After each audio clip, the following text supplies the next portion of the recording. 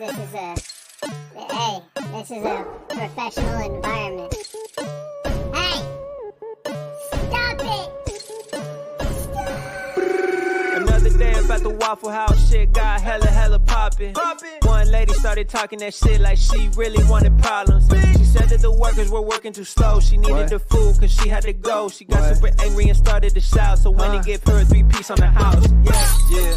Go Wendy, I get why they mad, man. They just found out for Christmas all you be serving is both of them hands, yeah.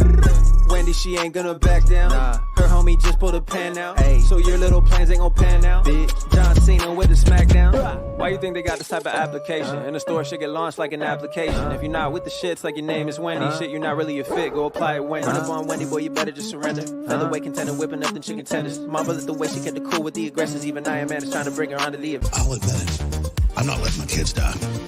I'm somebody that thought I could fix this, and I'm starting to think about having to eat my neighbor. I'm gonna haul him up by a chain. I will eat your ass. I'll do it. You think I like sizing up my neighbor? Gonna chop his ass up. My children aren't going hungry. I will eat your ass. I'll eat your ass. I'm literally looking at my neighbors now and going, I will eat your ass. Eat your ass. Eat your ass. My superpower is being honest, and I will eat your ass. I will eat your ass. Eat your ass. That's why I want the globalists to know. I will eat your ass. I will eat your ass. Eat your ass. I've extrapolated this out, and I will eat your ass. I learned a lot, and I learned that I learned a lot. Anyway, Bo is associated here. Anyway, the point I want to make is I learned so much. I learned so much. I learned black, white, all colors, all backgrounds. But I mean, come on, man. Men, women, gay, straight, everyone deserves a shot. You know, come on, man. You know the thing. You know what I mean? You know the thing. You know what I mean? Come on, man. What I have to do is I have to continue talking about the things. Come on, man.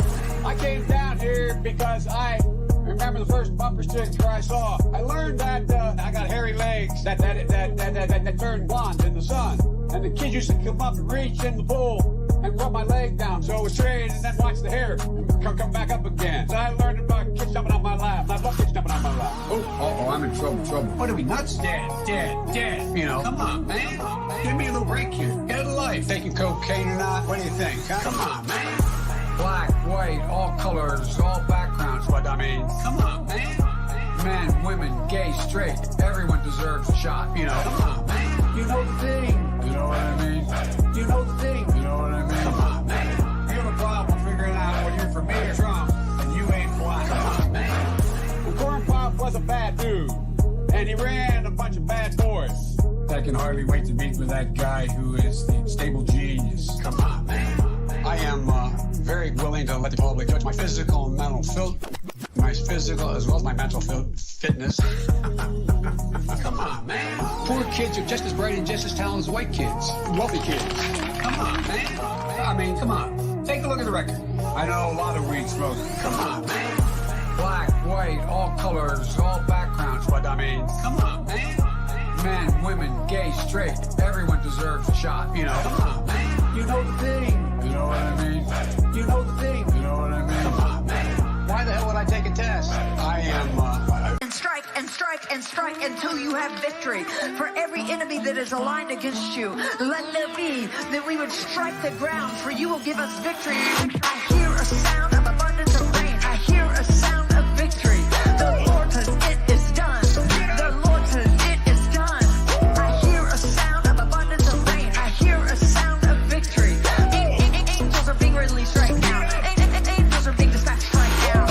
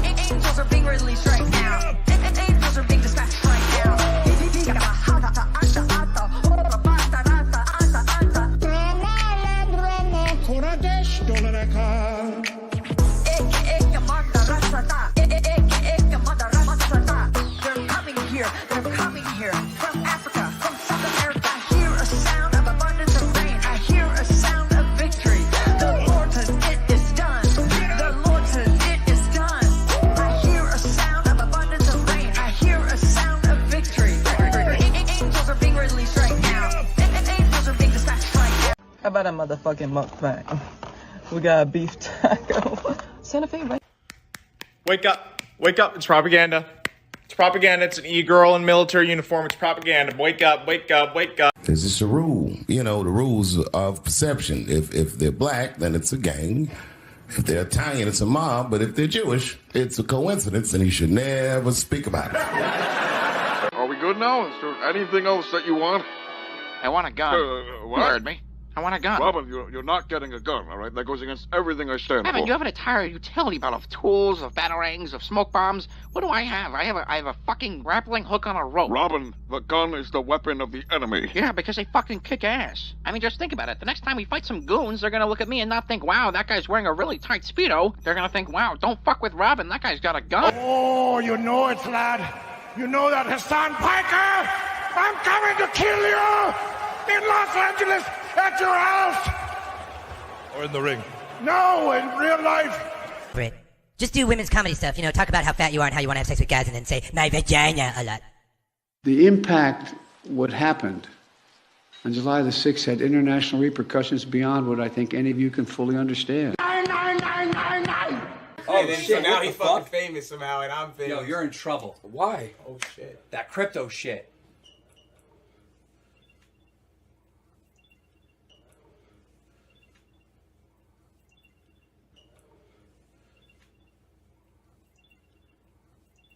No, Batman, I want to know. If I turned evil, what ingenious plan have you devised in order to... Ow, I give up, I give up! Just kind of like that.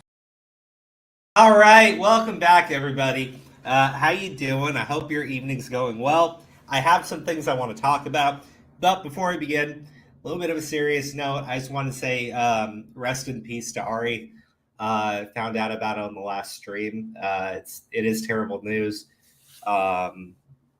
You know, Ari tuned in on the other channel all the time. She supported us when we were growing.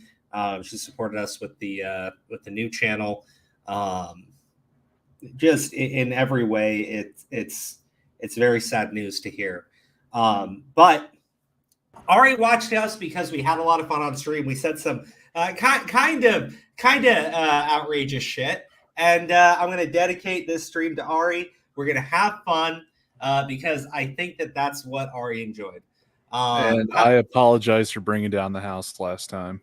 Dude, it's all good. I'm glad you told me. I'm glad. I'm happy I was able to learn and learn a lot more about it. But anyways, like I said, tonight's about having fun. So. I've been meaning to talk about this for a while, okay? And it's really been bothering me. Does anyone remember when a very famous Twitch streamer, YouTube personality, cosplayer, okay? From Texas. Pretty is it well who known. I think it is? Let me finish the setup! Okay, listen, yes, it's Her biggest Amaranth. simp lives in California and is a diabetic Mexican with a wife in a wheelchair. Okay, so here's my problem. Amaranth came out, all right, and made this statement about how her ex-husband had been forcing her to do all of this cam work for like the longest time, okay? He was forcing her to do it, forcing her to behave this way. She's in an abusive relationship, all of it, okay? And her simp showed up and everybody was like, oh, believe women because they never fucking lie. And that's Get the fuck out of here with that bullshit. That's basically what happened. Okay. And I saw people throwing the husband completely under the bus. There was like a little bit that Amaranth showed, but nothing that could actually like give you a whole picture. Okay. It's clearly shit taken out of context. Now, then here's the crazy thing. So the ex-husband just disappears. Amaranth is now single, and Amaranth's right back to doing the cam girl shit. Like I checked out the YouTube channel, ASMR videos, fucking everywhere. Okay, nothing's fucking changed. So please tell me if you're an Amaranth simp, explain it to me. Okay, because clearly I'm just too fucking low IQ, right? If her ex-husband was forcing her to do it, All right. And the ex-husband, nobody knows where this guy is. Nobody really knows who he is. He's just disappeared. Either A, she's fucking lying about that, and she should be fucking held accountable for it, or B, her ex-husband is still there and is still forcing her to do this. Pick your fucking poison, you stupid jackasses. Just explain it to me in a way that makes fucking sense. Why this bitch is still doing it. She also launched a line of body pillows. Oh, wow. Oh, my gosh. It must be the evil ex-husbando. God, fuck. God damn. I'm like, what kind of fucking cancer of the brain must you fucking have to fall for shit like that? Ask Tipster. I mean, Tipster is mental depression, okay? But like, honestly, it's clear she made up the entire thing about the husband. It's clear that they were having problems, and it's clear she didn't want to look bad in front of her audience because her audience, every single one of them, every penny they donate is done in the slightest of hopes that Amaranth will notice them and they'll hook up and it'll be magical. It's embarrassing. It's fucking embarrassing. Oh my god! But remember, look at all this shit. Look at all this shit. Look at all this shit. Wow! Wow! Evil ex-husbando. Oh my goodness! He forced her to do all of this. All of this. It's the evil ex-husband. She doesn't want to do any of it. She hates that she does this to herself. Oh no, God, Amaranth, someone save her from her evil, abusive ex-husband. Come on, this is so sad. Oh no. I mean, not to mention. Oh no. Oh, it's so good. She's so sweet and innocent. Remember, Crow, her evil ex still controls her social media. It just keeps going. Okay, like how? Okay, we only went back to November 17th. Okay. God damn! Wait, this is from like 2 months ago. This is only 2 months worth of this shit. Christ. Okay, did I go to her media or was this just her regular tweets? Okay, look at this. God, this is ridiculous. Man, she really did turn into evil after. Nope, it's just her regular tweet. She didn't go to media. That's not the media page. That was just her regular tweets. Please, guys, explain it to me. What happened? Where did the evil ex-husband go that was forcing her to do all of this? If he's gone, why is she still doing it? Did people just buy into her fucking bullshit? Does anyone want to acknowledge? Does anyone want to acknowledge? Say, hey guys, I got it wrong. Amaranth's clearly a lying whore. We're sorry. We're sorry. Our bads, guys. Our bads, guys. She caught us unawares. She caught us unawares. Oh my god! And then they look at me and they go, "Crow, why can't you take these stories seriously?" Well, here's the thing. I don't know. It would be very hard to take this story seriously when, knowing her history of believing stories that aren't, really been proven to be actually true. And then there's this with the whole ex-husband stuff, which isn't really that credible either. There's also like the internet checklist when it comes to thoughts. It's like sexy pictures, check. Money, check. Evil ex-boyfriend or husband in the background controlling and manipulating everything that she does? Check. Feel sympathy for her? Check. It's formulaic at this point. Yeah. Oh wait, you forgot one other thing, Gigi. Shut up and give her money. Check. Oh yeah. Look, I'll be honest, okay? Between her and Pokimane, I think Pokimane is clearly the greater of the evils. But Amaranth is disgusting. I thought you were gonna say Pokimane's less worse. I'm inclined to agree almost. No, Pokimane's definitely worse because Pokimane. Okay, we'll criticize Amaranth. Okay, she won't go out of her fucking way to see us nuked from orbit. Okay, because it makes her look bad. Because it makes her look bad.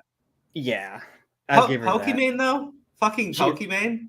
Like, Jesus, man. You say one wrong thing about her, and you could be a big content creator. You could be a big content creator, and she'll make sure your channel gets terminated.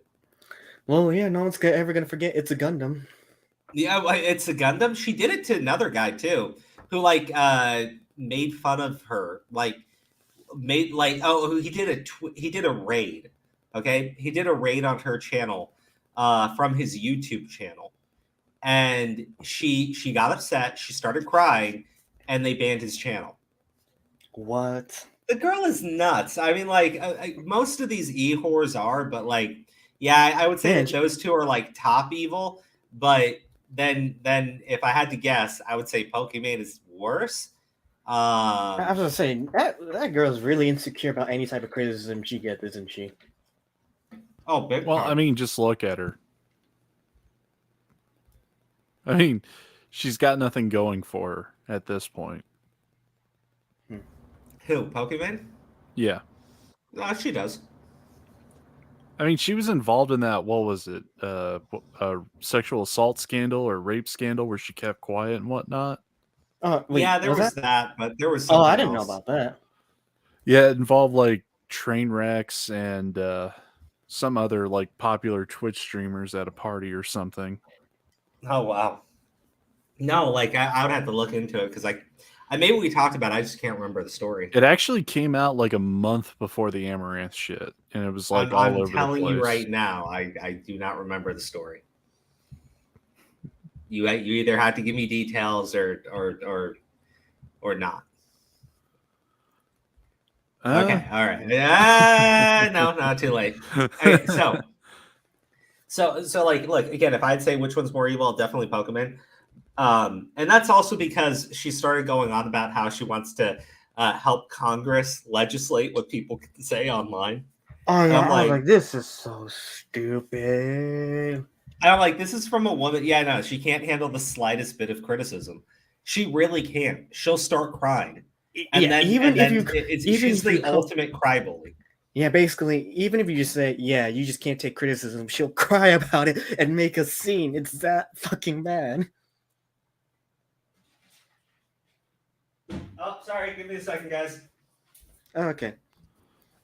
I mean, Pokimane probably has a better chance of going to the UN to get this shit done, kind of like Anita Sarkeesian and what's her name? Yeah.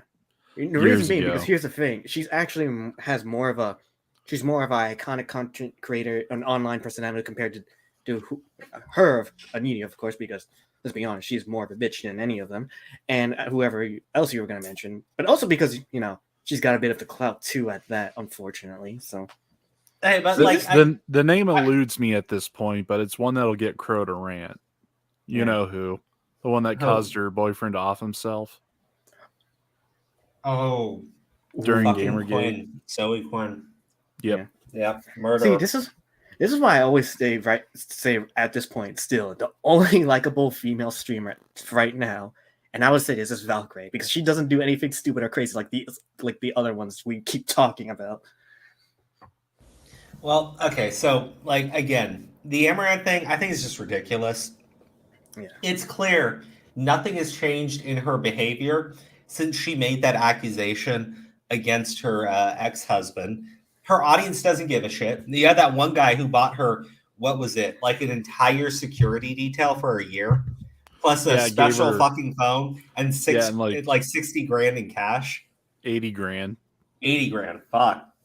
I'm like, but like that dude spends all that fucking money and everything. She doesn't give a shit. She doesn't even need it. And the reality of the situation is she made the entire thing up. I mean, she can't claim that the husband was forcing her to do this shit and then still be doing this shit. Obviously, it wasn't the husband. Obviously, it's the fucking money, right? But she has to put on this like act, and I'm like, it's so disgusting. It's fucking bullshit. And again, the thing that does kind of like, I don't know, it really makes me think about this is she's planning to go after the owner for Anime Matsuri, right? With her own bullshit Me Too allegation against the guy. And she's openly stated that is her intent. And then when she is closer to opening it, she's going to come out and Me Too him. And I'm like, look at what this bitch just tried to do to her own husband to protect her brand. To protect her brand. And the worst part is she said she had evidence, but, you know, never gave it to you actually. Oh, dude, the evidence was bullshit. That was the best part. Yeah, the things that she did have were bullshit. Yeah, I mean, the call itself was bullshit because the person on the other line's like, because I'm your assistant. I mean, your husband. You know, slip of the tongue there, but it's a dead giveaway that it was all an act. No, maybe her husband was the assistant. Oh, come on. But that means she's the mastermind. This is so funny. Like, I know. It's like it could be really split ridiculous. 7 different ways, but I will say, since she got that year worth of like security services or whatever, that has got to be the easiest security detail I've ever seen in my life. Right. They have to You basically drink guard it her would from be. a non-existent husband. Wink, wink. No, I mean, like, the husband's probably real. I just think that they're getting a divorce, and she saw an opportunity to destroy him and protect her brand and protect her money. Yeah, 50-50. I mean, look, she is a calculated businesswoman. I will always give her that. But the way that she goes about things is heinous. It's underhanded. It's disgusting. It's fucking trashy. And I would much rather see it never occur at all. But it happens way too often. We can move off of Amaranth. Like, I just wanted to talk about that before we really got into anything too big tonight. Amaranth, at the end of the day, I think her problem is the ego, and she can't help herself, and she does like reveal her hand way too fucking easily. Good businesswoman though. Good businesswoman. Okay, so wait. Okay, have you guys seen what's been going on with the fucking Daily Wire Steven Crowder shit? I've come up with I've a been little keeping bit of an eye it. on it. I don't know the story in its entirety, but I heard bits and pieces. I did a video on it for today, and I'm gonna record one tonight because there's a little bit more. So Crowder basically came out and said, you know, Big Con is like in league with big tech, and they're controlling what people are allowed to say, and they're forcing them to fall in line with all these restrictions and everything. And I'm like, you know, everyone was kind of like, who's he talking about? But, you know, it took people like less than an hour to figure out it was Daily Wire. So a lot of people were tagging Daily Wire and the people from there on Twitter, asking them why they were censoring people, like stupid shit like that. So the owner comes out, and the owner puts out a 50 fucking minute video talking about the contract that they had offered to Steven Crowder.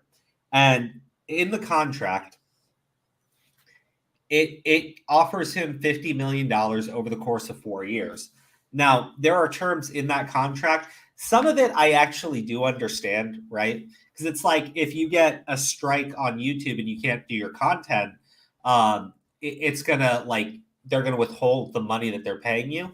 But the main problem with that is if he gets a strike, he's not doing content, he doesn't make any money, right? And his contract with Daily Wire wasn't to be an employee, right? He would be his own independent contractor. They would just, you know, help. They would put him under their umbrella and help him out and protect him. And they would work together on other content. That's like a whole different situation. Okay. Mm-hmm. So if he doesn't produce any revenue, they're like, okay, well then we're going to pay you 25% less while you don't have a show. Instead of paying him 100% less, they're going to only pay him 25% less. So I look at it and I'm going, okay. Like that's more reasonable, right? That's more reasonable. But then wanting access to control his merchandise and everything. I can understand why that would upset him, but I wouldn't understand why you would put out a YouTube video calling these people out and saying that they're in league with big tech. Well, it wasn't just that, Crow. It wasn't just the one strike. It was based on all different social media accounts. So basically, all the rules would apply if you got a strike on YouTube, if you got demonetized, if you got banned off Twitter, Twitch, and so on. That's what would like. Here's the issue with that. It's a draft contract because Crowder is already demonetized on YouTube. So the contract, if he actually signed it, he would already be agreeing to a pay cut. It's a draft contract. It's not a final thing. It's not something they wanted him to sign. They were trying to do a negotiation with the guy. Yeah, Crowder actually released a part 2 to this. I listened to it, and here's the issue with that. Crowder says in the part 2 that's not about the money. It's not about the money. You think it would be, considering. Well, here's the thing. He did counter their offer. He wanted $30 million a year for 4 years, right? So $120 million. He also wanted that minus production cost. So could they even afford that? Yeah, they could. I mean, reasonably, you could do that. His counter is definitely too high, but it's a counter. It's not a counter on the terms of the contract, GG. It's a counter on the money. Wait! I thought you said it was $50 million at first, and he's offering like $30 million minus some of the parts of the contract. This was over he wants like $30 million paid to his company, so that $30 million doesn't just go to him. It would go to like all the employees there and everything. Yeah, I know that much. It's just like you said 50, and then he drops it down to 30. I'm like, how's he asking for more? 50 million over the course of 4 years. Yeah, what and then he 30 wanted was 30 million a year. Oh, a year. Yes. Yeah. So it's 50 million versus 120 million. Okay. Now here's the other problem with Crowder's response to it, right? Crowder recorded Jeremy Boring, the owner of Daily Wire, and here's the timeline of events. Before he leaves the Blaze, before any of that, he talks to Daily Wire. They don't come to terms on this contract. That's in October, November area. In December, before he leaves the Blaze, right, he starts telling people to go sign up for Mug Club and everything, like pushing Mug Club really heavily, which, I mean, it's not unreasonable that he would be doing this. Then on the 22nd of December, he registers the domain name Stop Big Con or whatever, right? He did that back on December 22nd. Then a week after he does that, he calls Jeremy, who's his friend, okay, says he wants to talk about the contract again. Then, and the entire time he's recording Jeremy, who is his friend, without his knowledge. Meanwhile, he already has the site set up so that he can like call them out. Why was he recording a phone call conversation with his friend about a contract that fell apart in October? Because again, not that he disagreed on the contract terms, but because he wanted more money. Look, honestly, it seems like he saw an opportunity to build his own brand because he doesn't want to be under contract like that. He wants to be an independent contractor, and he wants the company that is paying him to assume all of the risks and pay him more money. And he wants all the merchandising rights. Dude, that's not going to happen. At the end of the day, it's still a fucking business. Yeah, sorry. I'm sure my mic was kind of malfunctioning on me here. I was going to say that it isn't so much that he wants to have it all for himself. It's like he's trying to start his own version of what Daily Wire was offering him, from what I heard in the video. Well, here's the thing.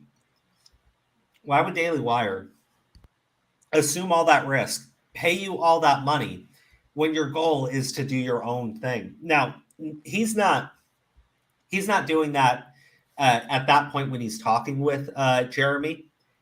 That's what he wants to do now. He wants to make his own competing Daily Wire thing where he'll sign up independent content creators.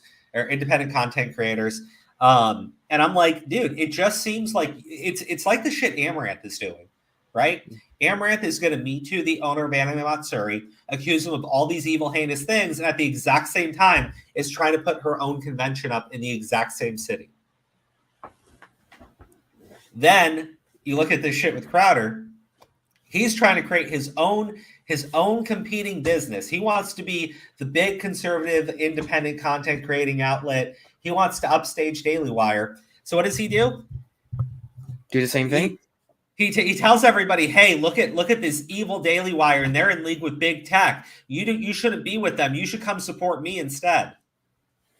Dude, like this is so blatant, okay? Because here's the thing. There's no making a mistake here.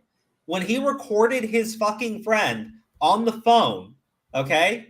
And we're only being given a snippet of that conversation, motherfucker. I know that that's a fucking setup. So when I'm listening to him in this phone call conversation where he's never bringing up money, he never even brings up the money. I'm like, yeah, no shit. Because he's planning on using this phone call in his big video. He knew how this shit was going to go down. He's not dumb. But I'm like, man, you had to have been planning this out for at least a few weeks. I would imagine much longer.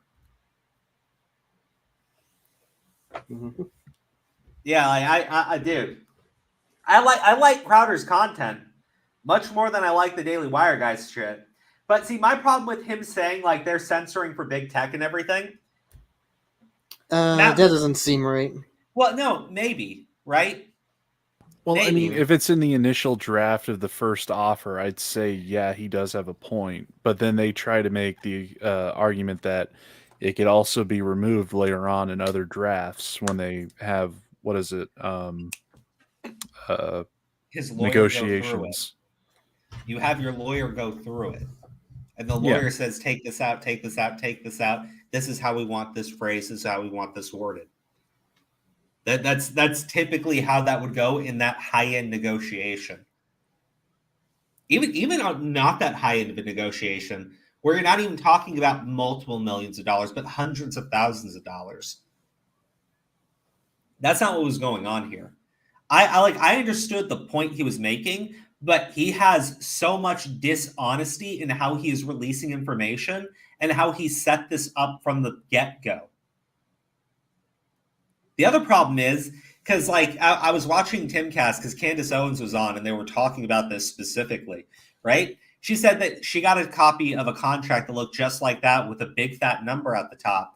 And then she spent 6 months negotiating the contract with the company. And now she works for them.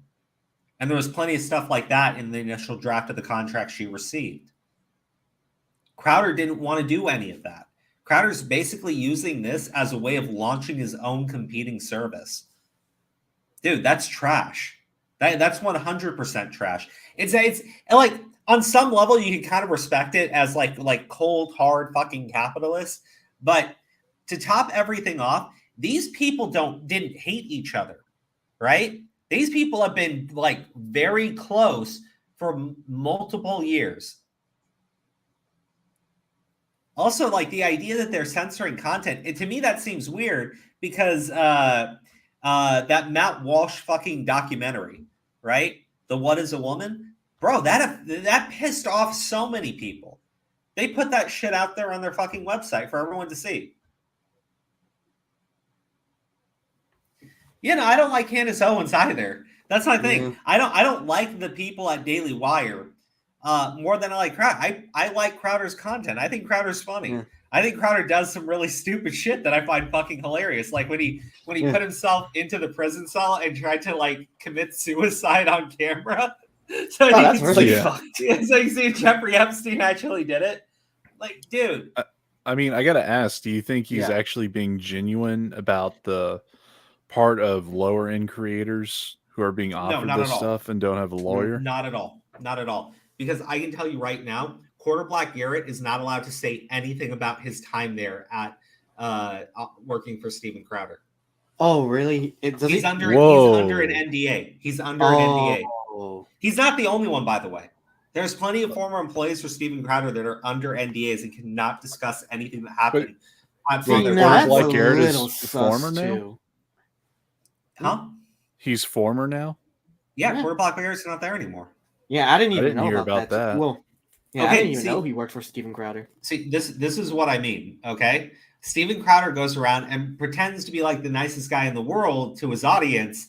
Like, I don't think he's evil, but man, he is very shrewd when it comes to doing business and shit. I don't think he ever intended to work for Daily Wire.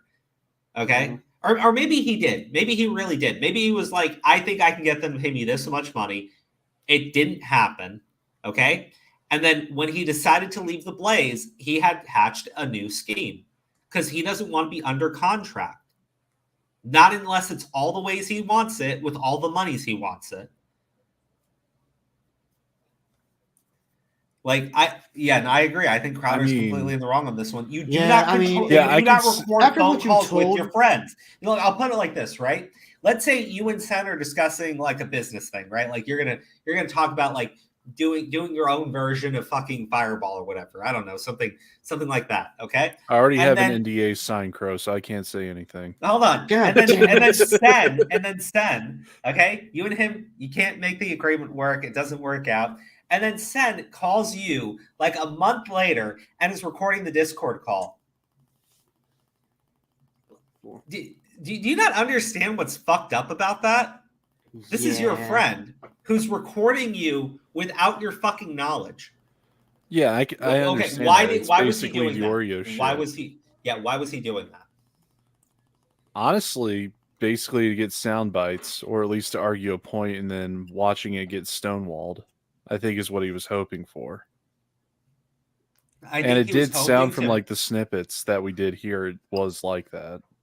I mean, he did say that he released the transcript, as well as like the full call for other people to listen to. I think Jeremy might actually have it, or he's going to give it to Tim Pool or something next week. Yeah, I want to hear the entire thing. I'm just saying, I don't like getting sent snippets of shit, right? On stuff like that. I really fucking don't. But at the end of the day, to me, it's very fucking clear that Crowder is not being honest. No. It's very fucking clear that when he recorded that phone call, he knew he was going to be going after them. So this idea that he was suddenly outraged when he saw the fucking contract, he saw that contract in October. In fucking October. But he was so outraged. So outraged that he shut up. Until what? January. Midway into January. I don't believe it. I just don't. That doesn't add up. And that and again, recording the fucking phone call, dude, that's the biggest red flag for me, period. Because loyalty does mean something.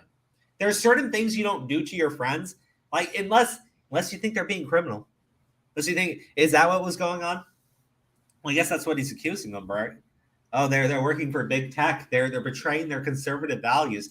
Bro, man, this seems so underhanded and heinous. Like I again, as someone who prefers watching, if I'm going to watch any of them, I'd watch Crowder. But as someone who sees this going on, man, I kind of like, I want to just pull out and say, fuck you, man. Like, it is just not worth it. Yeah. I don't want to support someone who goes to these lengths to make money. No. I mean, after when you said there was an NDA, was people who used to work for the guy. I was like, yeah, that sounds a bit so. Who am I inclined to believe a little bit more? Probably the Daily Wire. When I heard the NDA thing, I'm wondering, like, I mean, I'm sure nothing bad went on, but I'm guessing it's just like trade secrets and shit like that he doesn't want. Yeah, but if he's going to be recording phone calls with his friends, then he should release his employees from their NDAs and let's see what they have to say. Yeah, that's what I'm trying to think about. I was like, is it kind of a double standard? I would think it would be. Well, I mean, an NDA. Dude, Nuance Bro is like completely against Steven Crowder. Let me see, because he's the one who pointed out one of the guys who's under an NDA that's not Quarter Black. So The Crowder Daily Wire situation is an IQ test in addition to a popularity contest. Yeah. I think that's true. I like Steven Crowder, but this is getting worse and worse for him. Who's going to now negotiate with him knowing that he will disclose the contract, defame you if he thinks he's being exploited, secretly record conversations that he'll release afterwards, win the battle, lose the war. But if his goal is to separate from all of that and build his own thing, then it doesn't really matter. Clearly you're shilling for Daily Wire and don't care. Let me find it. Here we go. Hey, Steven Crowder, will you release previous employees from their NDA so they can give their thoughts about whether they think your contracts were fair and whether they think you're all about the movement? At Jared Monroe, how you been? And so, like, he put this out when this drama was going down. And so, like, he's not allowed to talk about Crowder. He can't reveal the stuff that Crowder does. And the thing is, let me see if I have it, okay? Because one of the people I was going to bring up mentioned it.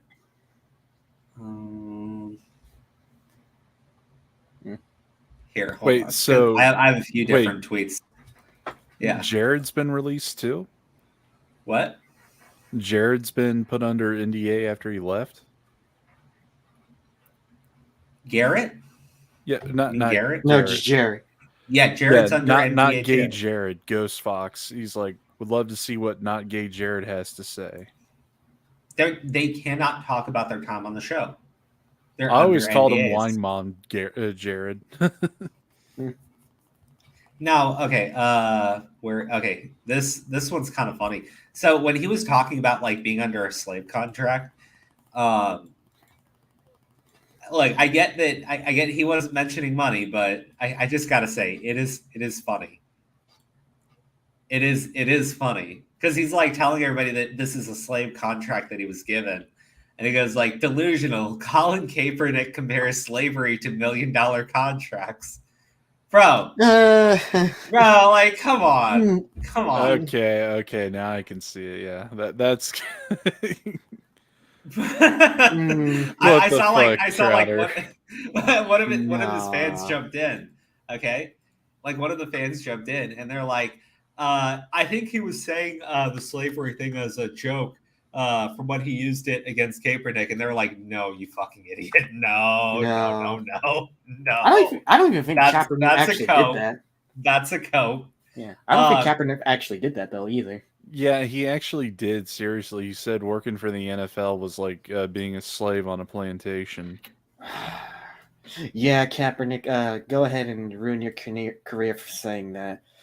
Ruin a perfectly fine sports career that you got millions for a year just for. How can you say that? Is my question. That's stupid. I mean, he's the one who did the whole take a knee bullshit, and then it spiraled out from there. Yeah, I mean, the thing is, I didn't mind. I mean, he didn't really have much of a football career to begin with. Like he well, sucked. I think in his first 3 seasons, he actually wasn't bad. I mean, the man did go to a Super Bowl after all, so I'm just saying he wasn't that good either. Like, let me hold on, guys. I'm just saying. Way off topic. But what? No, I was gonna just say. But what? I was gonna say, did Gigi? We agree to disagree. That's it. Is that a problem? Yes, it is. I've watched the games, dude. Like I've seen plays where he's fucked up. So, I mean, yeah. I mean, say that about. Like, I can argue. Was he like first round draft pick or was he third round? I forget which. I'm not sure. Okay, because the thing is, he literally got drafted. GG, we're not talking sports ball. We're talking internet drama. Okay, all right. Let's get back on topic. All right. Okay, I'm gonna read this. I'm gonna read this statement by Matt Walsh about Crowder. All right. All right. Are we good? Yeah. Okay. If I bring Vic back in here and he goes, okay, but I just want to say one thing. I'm going to remove him again. Okay, are you ready to move on, Vic? Good. I'm being honest, I don't find this funny anymore.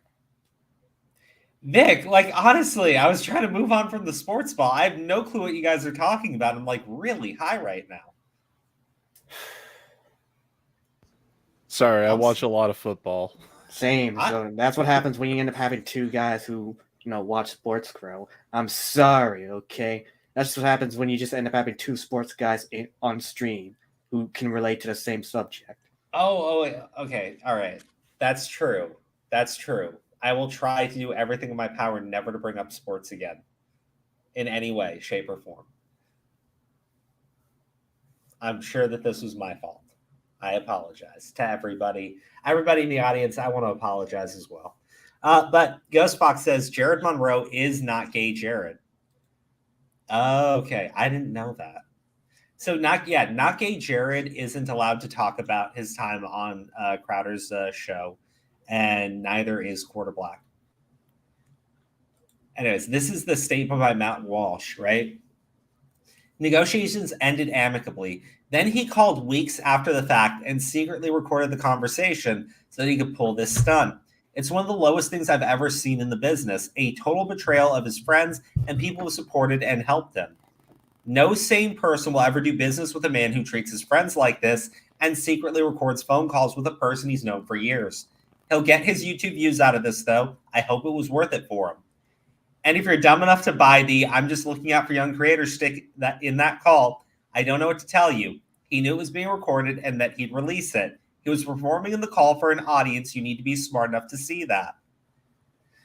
So I don't think that these guys are gonna take it sitting down from Crowder. I think that they're gonna start pushing back pretty heavily. And you think they're gonna sue him? No, I don't think they're gonna sue him.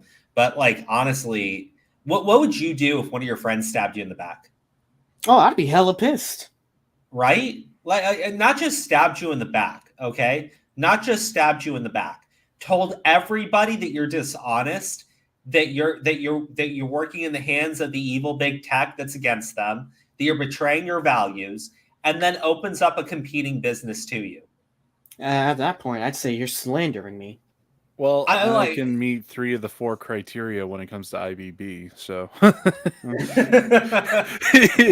he's been on a fucking roll with the stupid bullshit about me and Sen as of late. He literally brought up the lolly nonsense. Oh God, yeah, I keep seeing you guys tweeting at him and everything, and I'm just like, oh God, he's so fucking dumb. He just keeps replying. Okay, yeah, no, dude, I get why they're mad at him. I really do. This is some shady, underhanded fucking behavior. It really is. It really fucking is. God, there was something else, and maybe I didn't already pull it up, but yeah, this is the Jeremy Boring guy, the owner for Daily Wire, or co-owner or whatever. I would play the part of that call where we talked about our kids, Christmas, and him buying baby formula for his brother's children, but I wouldn't even know how to secretly record phone calls with my friends. Dude, this is heinous. This is shady. This is really fucked. It's really fucked that you would do this to a friend. If I ever find out any of you guys are recording our conversations on Discord or some really skeezy shit like that, and you're just giving it out to people to make me look bad, bro, that would fucking hurt. Yeah. It's more than just you're trying to ruin my reputation. It's you fucking shoved a knife right in my fucking back. And then went on to tell everybody that you're more morally righteous than fucking God. Fuck off. Fuck all the way off. That's just that. Yeah. I was going to say, I think Crowder was banking on the whole wage slaves comment. Oh, I 100% think that. I 100% think that. That entire call is bullshit. It really fucking is.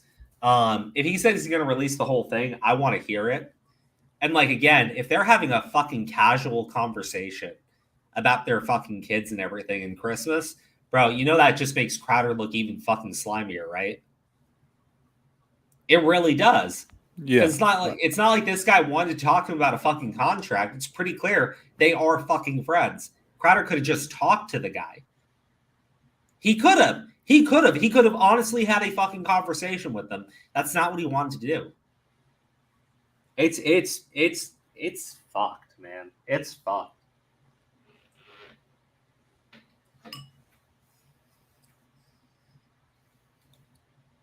But I do have to agree with Crowder. I do think it's kind of weird that your starting position would have something that's antithetical to your whole belief system or what you're trying to promote.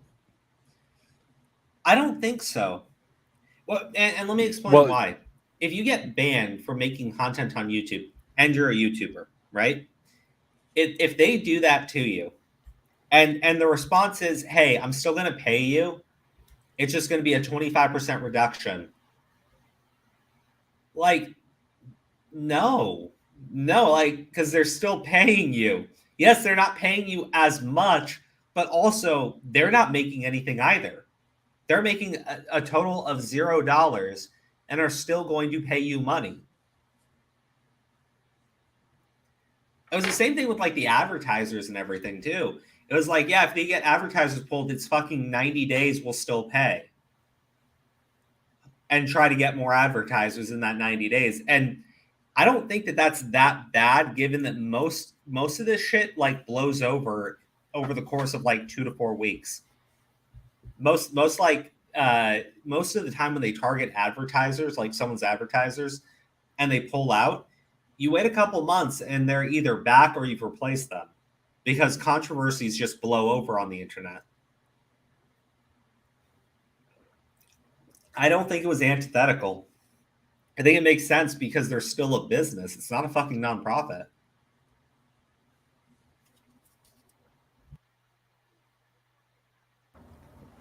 But I get it. I understood it at first. But actually seeing what he was complaining about and reading the language in the contract and knowing it's just a first draft, like if he said, I want absolutely nobody in control of my Crowder Twitter account. And they go, fine, whatever. But we're going to make this separate Twitter account that's like Crowder clips or whatever. And that's where we're going to upload these clips to. And we're going to upload those on a separate channel. And we're going to monetize that second channel. Well, he doesn't want that.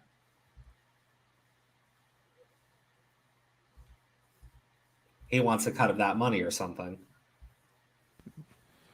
I can see it that way. It's just, I don't know. I'm still kind of like in the mindset that it is partially, because if that's what you're going out in the gate, instead of like, you know, how should I put this? They present themselves just like how Crowder is presenting himself in those 2 videos as being 100% upfront about these ideals. And yet that's the starting point. I don't know. It just kind of, it does tick off like the idea that it is a bit iffy. Like, do they actually believe this, or are they trying to play, you know, safe more so than not? My thing is, I mean, the whole thing about still getting compensated, I can understand that. It's just, I don't know.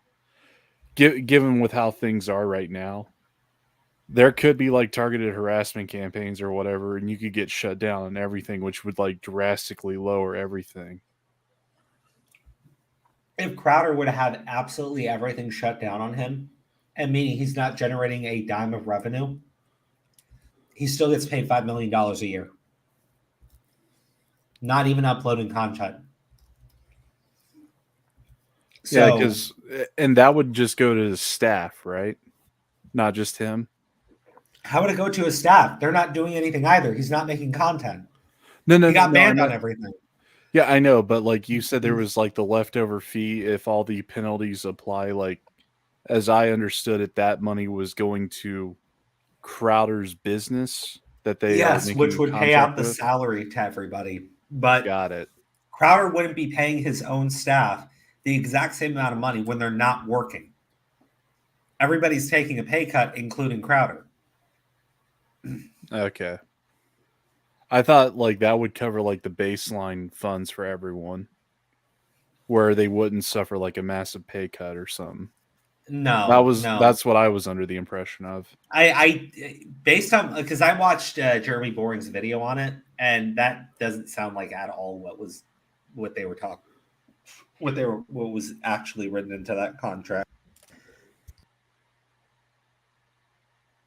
I mean, I'm sure Crowder will say that that's how he intends to use the money, but Crowder's word doesn't mean much in this. Like, he's the one who's showing himself not to be truthful, not 100% truthful, and he's the one who's been providing us, like, clips of what's going on.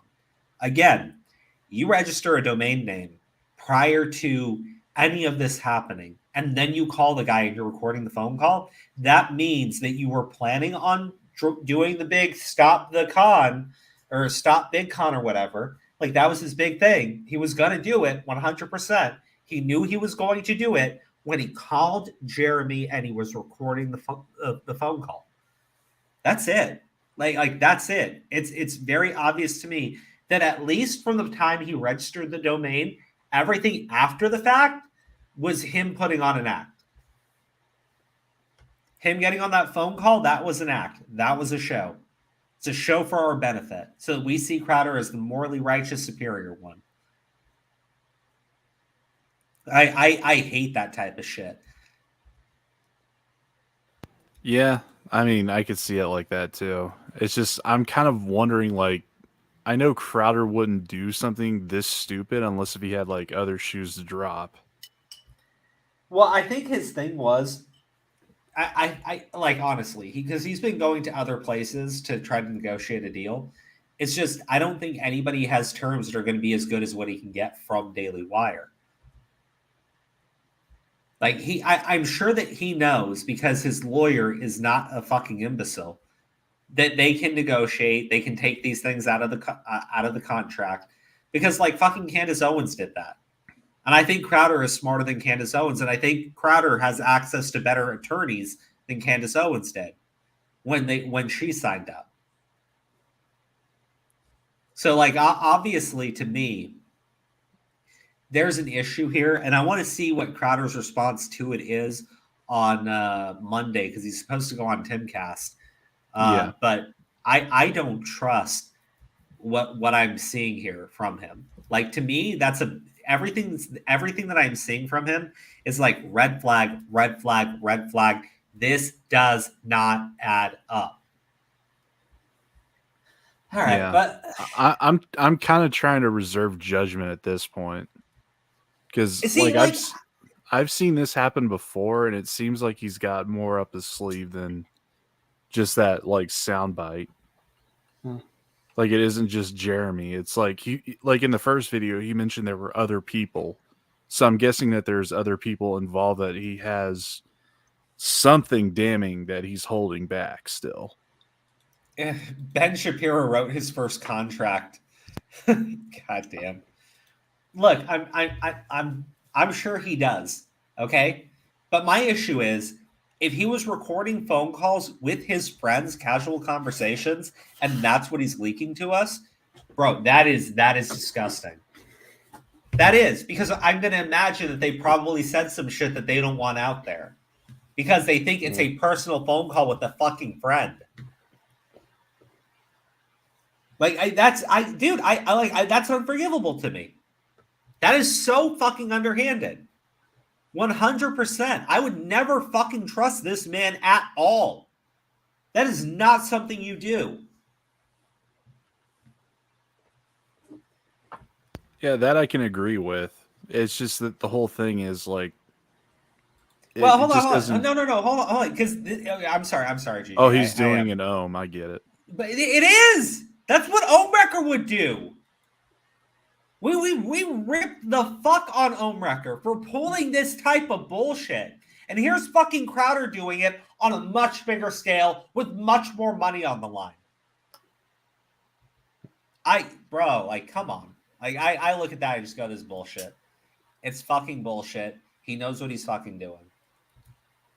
All right. We do got to move on, though. I'm sorry. I'll give you the final word on it, Gigi and Vic. Okay, no final word. Perfect. We can move on. So, everybody, We're about an hour into the stream, and I think it's time to talk about Hello.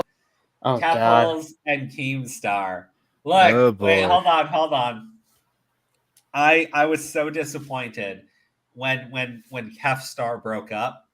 When I saw Keffstar, I was like, man, these two are gonna go far, right? They have so much in common. So much in common. If anyone was gonna make it, I thought these two kids had it, but no. I mean, I don't know. They're both short. They're both idiots online. They're both narcissists. Well, look, hey, hold on. Be careful. Be careful. Misgendering is wrong on YouTube, and you should not do it. Oh, come on. She's a pedophile. I agree. She's done some really questionable things with children, including like providing the hormones and then trying to cover that up. Like that shit was fucking just wow. She still hasn't addressed the whole like what was it, pet collars and whatnot. And no, she did. In her response, her response is they weren't all minors in that place, and the people she sent collars to 100% were not minors. Okay, does she have any proof? Her word. Like, I mean, honestly, there has to be some kind of mailing receipts. She has her word. Is that not good enough for you, Chi? Are you transphobic? Is that why you don't trust her at her word? No, I'm pedophobic. Oh, okay. Well, that makes sense. Okay, I hate pedophiles. So this is really stupid, okay? Because she changed the title of this video that she uploaded. Because originally it was something else, and then she had to change it to destroying Keemstar in a heated debate. Which I doubt is true. Wait, did you actually watch it? No, I have not. I watched her apology video for it. And I think the apology video is funny. But let's see. He's not even on the screen. We have to look at fucking Keffals the entire time. Wait, there he is. He comes in way late. No, that'd be fucking stupid. He has nothing to do with you, but besides sharing these attributes. I think that's a great point. A great point, but there's just, I guess, cis people are seen as like normal, right? Because they're the majority, if that makes sense. Yeah, I mean, I don't like that it's like that, but obviously people do see it as the default because that's the majority of people. It's the default because it's nature, sweetheart. Like that. Well, hold on. That's not just the default. That is how human beings come into this world. Like again, when it came to the trans thing, it's supposed to be people who have gender dysphoria and they go through like therapy so they can better understand. Is this some other type of issue that they're dealing with, or do they have gender dysphoria? If they have gender dysphoria, then I understand, going through everything you can and being transgender. This shit is totally separate from that. It's completely different from that. Okay? Because that group of people is so fucking tiny. It's even tinier than the super tiny, like super vocal trans movement that you have now. But you just are born as a man or as a woman. The doctor doesn't guess. The baby doesn't decide. That is how you are born. Period. I mean, come on. Oh, what was that old thing that conservatives used to say when they were bashing gay people? It's like, it's Adam and Eve, not Adam and Steve. It's like, in this situation, it's Adam and Eve, not Adam and Eve, who decides to be Steve. Nah. Or identifies as Steve. 4 out of 10. Gotta up the jokes, man. Gotta up them. Well, I'm working with conservatives here. Conservative material, folks. Conservative material. Yeah, it's not as good. Look. I'm watching this, and I go. It's funny to me because we can already see how Keemstar is failing when he calls cis people normal. But look, I'll just say it like this. Trans people call cis people cis because it makes them feel better about being trans. That's it. I'm sorry. It also creates another binary. Yeah, it really does. Apologies to the non-binary folks, but you got traitors within your own group. That's a good way of looking at it. All right, let's let them talk for a little bit. Right. I'm going to speed it up because they're boring. God, I had such a great point. I know I can't remember. Oh, I wanted to ask you Your this. old This has been a meme forever online. And I've never actually had this conversation with a trans person, which I know goes in opposed to exactly what you just said, that you're not the representative of the entire community. But how many genders are there? Because I honestly don't know. My favorite was Joe Biden's answer. He said at least 3. That's the best answer. That's the one I give. What are those 3? You know, he never finished that question, so. Oh, yeah, of course he didn't. For him. I'll wait until he finishes the answer. He gives the answer. Give you the 3 that Joe Biden was thinking. Okay. Man, woman, and child. Okay, but like, no. Hey, look, there is no number because anyone can make up a gender at any time, and you are supposed to respect it because that's how they feel. Mm-hmm. That's why they say there's an infinite number of pronouns as well. Like, to me, that just means that you're dealing with people who are not really transgender or anything, and are just adopting identities so that they can fit into a social group. Or something even more depressing. 72 to 112 genders right now. That's the thing. If you put a hard number on it, then people have to actually explain what genders those are. Yeah, and according to Family Guy, basketball is a gender. Yeah, look, at the end of the day, it's an infinite number. It's because at any point the number can be added to. At any point. Not to mention they want to say that gender identity and sex identity, like, you know, the genitals, like that's all just a social construct or what it was. But they keep adding more to like the quantity that has to be quote unquote legalized in the eye of the law, making it even more of a social construct and adding it to a social contract on top of it. Yeah, now like the entire thing with the multiple genders, and to me, if you're really are a trans woman or a trans man, you must look at that and just be like, wow, it's like they're making a fucking mockery of you. Because it really is. It is a fucking mockery of what being trans used to actually mean. Now it's just a fucking joke. I mean, there's as many genders as there are flavors of vape juice. At this point, it's basically become a commodity. No, there are more genders than vape juice. Far more. Are you? There are more genders than ants in the planet.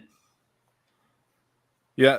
What's the current population size? 8.3 billion. There's 8.3 billion genders. Yes. No, there's more. What if you're multi-gender? Never thought about that, bitch. What about multiple universe genders? It's the multiverse of genders. No, you gotta go bigger than that. It's the multi-gender verse. The omniverse of genders. God damn it, Crow, you stole my line. The omniverse. Yeah. 8.4 billion. There's at least 8.4 billion genders because there's at least 8.4 billion people. But see, here's the thing. Some people are multi-gendered. So it's not just 8.4 billion. It could be 10 trillion genders. You never know. I saw this like fucking TikTok video.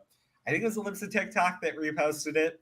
And it's this person laughing about how they specifically try to confuse people about what their gender is. And I'm like, wow, okay. So you're just a cunt. Oh, god damn. For office at one point, right? Before you became a Twitch streamer? Yeah, true. What exactly are your politics? My politics, like I'm a leftist. Nowadays, I think I would identify as a democratic socialist, somewhere around there. That actually sounds like a red flag. All right, so basically nothing's changed. I like socialized healthcare a lot. Obviously, like I think everyone has the right to a roof over their head and education. I think fair enough, but you're the one who wants to. I also like how Canada is executing its citizens because they can't pay for their health care. I hate the Canadian people, so like this is a win-win for me. Damn, they enacted that law about 10 years too late to get Keffals. God damn. But seriously, Canada's healthcare system is so fucking bad that they have been starving people out on medical treatment, and these same people are being forced to use the maid service so that the government will execute them so that they don't die long, drawn-out, painful deaths. It's really fucked up. It's really fucked up. But that's because in a socialized healthcare system, they don't actually have the ability to pay for everyone's medical treatments. Can we already just invade Canada and annex the fucking thing at this point? Well, look, my thing is, Keffals did this debate with Keemstar, what, a day ago. Canada's been executing its citizens for like, I don't know, half a year now, maybe a year now. And this bitch goes, I'm a democratic socialist because I like socialized healthcare. And I'm like, they're fucking murdering people in your country, you dumb whore. You absolute dumb fucking whore. They're murdering people in your own fucking country because they can't afford to pay for the fucking socialized healthcare system. So they're just giving people suicide. You know what's really creepy about that? They have a fucking commercial, right? This whole thing promoting the fucking service. Not this one who's chosen to die with dignity. Yeah, that's because for years, Canada wouldn't provide her with their medical treatment. She was begging them to live. And they kept telling her, fuck you, fuck you, fuck you. And she finally goes, fine, I'll just let you kill me. And they showed up at her doorstep immediately with a fucking film crew to make a fucking spectacle out of the execution. You dumb fucking bitch. Socialized healthcare is so fucking great. Oh, God, I hope you get sick. I hope your ass gets fucking sick. And I hope you're unable to come to the United States. So let's be honest, that's the only way your ass is getting taken care of. I mean, what was that song to MASH? The lyrics to it? It's like... Down with the sickness? Nah, it's like... as basically the other word for unaliving is painless. It brings on many changes. Oh, God. All right. Let me keep playing this shit. Fuck these... Fuck this, like, fuck these people, honestly. Oh, the socialized healthcare system's so great, isn't it? And, like, they all, like, clap and arc like seals. It's like, bro, your country is killing its own citizens. What the fuck is wrong with you? T-Bird and Caddy of Spain got it. Corporations are really fucking things up, and overinflation crisis is insane. Like, food banks are going up by, like, 60% in terms of how many people are going to be using them this year in Canada. It's crazy. I mean, those are good points that the corporations are like taking everything. In my lifetime, Walmart would move into an area and all the small businesses would immediately shut down because you can just go to Walmart and everything's there. The malls are all closing down near me because why go to the mall when you can go online? It's open 24/7. That was COVID. that was more than likely COVID. Like, outdoor shopping malls are still really big, but during COVID, a lot of them had to be fucking shut down. Most independent businesses got fucking destroyed by the COVID lockdown mandates. Well, I think what Keem is referencing is what happened over the past 20 years, not the past two. Like, when Walmart did show up in certain towns, a lot of businesses, I can attest to this myself, a lot of small businesses did go out of business because a lot of people were lazy. They didn't want to actually support local businesses. No, whatnot. I agree. Guess who was allowed to stay open during the COVID lockdowns? Walmart. Kroger. Yeah, exactly. The big places that came in and crushed the middle class. Well, when the government came in and further kept crushing them, they told Walmart, hey, you guys are perfectly fine. You're essential. You're essential. The fucking mom and pop butcher shop, they can't be open. But you're essential. People need to get their fucking Cheetos. I'm just saying. Fuck Cheetos. That stuff gives you heartburn. Or at least it does me.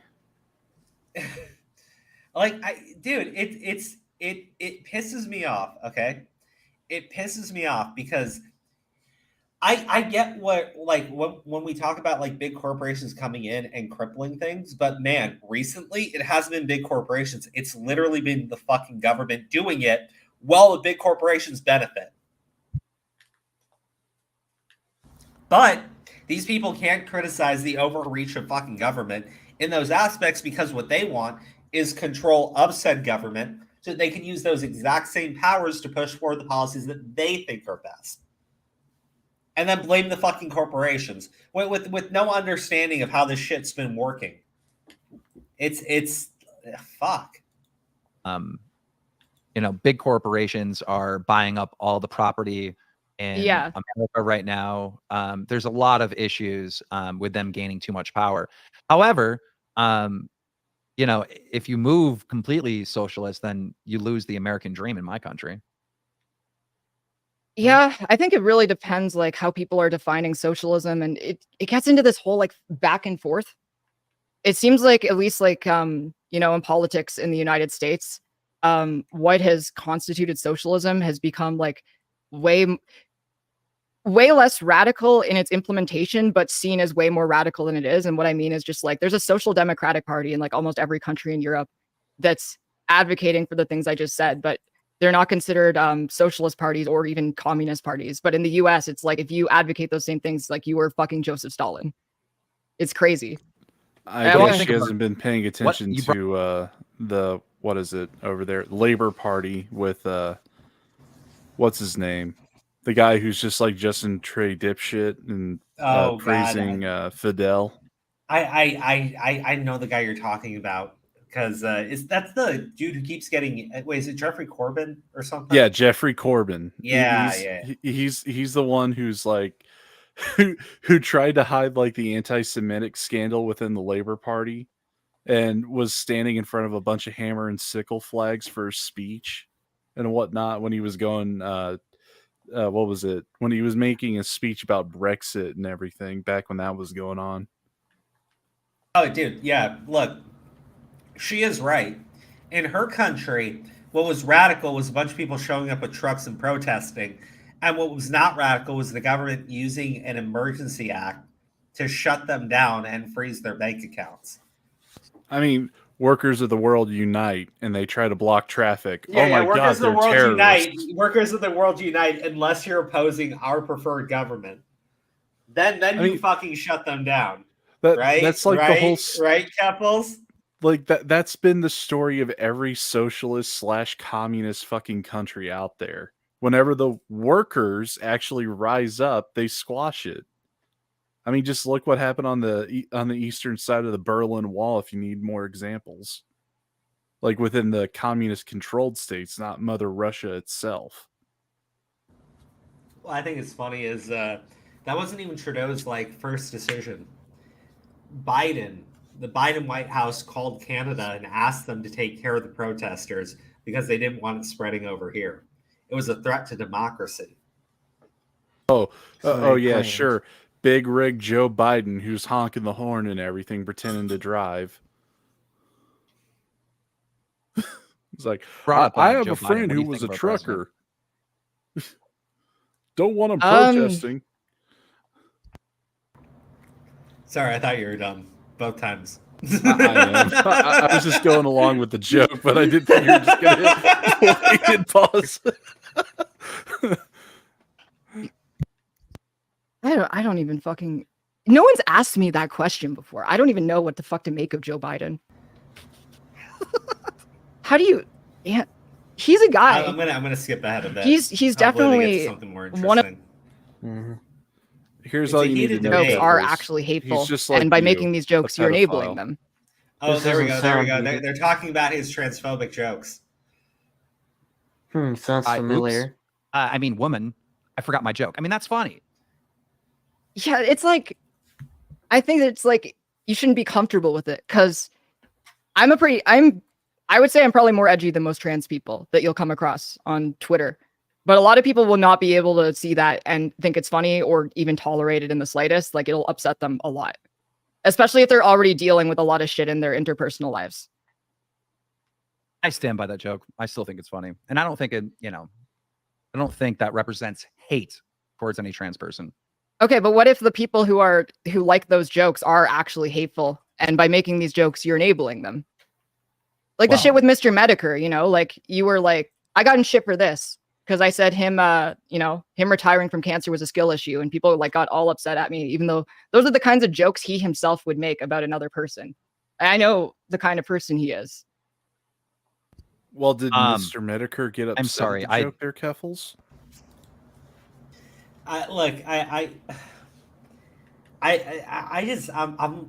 This part's funny to me because there's Keemstar is Keemstar. Like Keemstar doesn't apologize. Keemstar is a Trump guy, right? Yeah. But he wants to do this turn as a trans ally who now understands that he was wrong about a lot of his transphobic rhetoric. Then now he's like, bro, that was just a fucking joke. Fuck you. No, I don't think it was wrong. I think it was funny. I think it was fucking funny. Like, dude, this is great. I was thinking about something and I didn't really track that whole conversation. What did Mr. Medicare do again? He did a stream about me. Actually, it was like 2 different streams. In one of the streams that he did about me, he encouraged his audience to spam 41% in relation to me, like making trans suicide jokes. And in another instance, he was talking about like Cloudflare dropping kiwi farms, and he made a fake, what was it? Like a fake update from Cloudflare from the CEO where it said, you will never be a woman. He's like obviously just doing like really transphobic jokes. And he's encouraged his community to like constantly go after me and dogpile me and dead name me. And it's so fucking like, not only is it bigoted, it's just incredibly fucking lazy. Like, where's the creativity in the commentary space? Like, why do they have to go to the lowest common denominator? It's so easy to make transphobic jokes, but it actually takes some fucking brain using like even a little bit of your. Okay. All right. There you go, honey. That's the issue with it. See, it clearly upsets you, and most jokes come like at the expense of another human being, and you just open yourself up in every single way, shape, and form. Also, I prefer to joke about things that you're not supposed to joke about. Also, I was told specifically that joking about trans people is transphobic. Also, I just don't fucking care. It's funny. It pisses you off.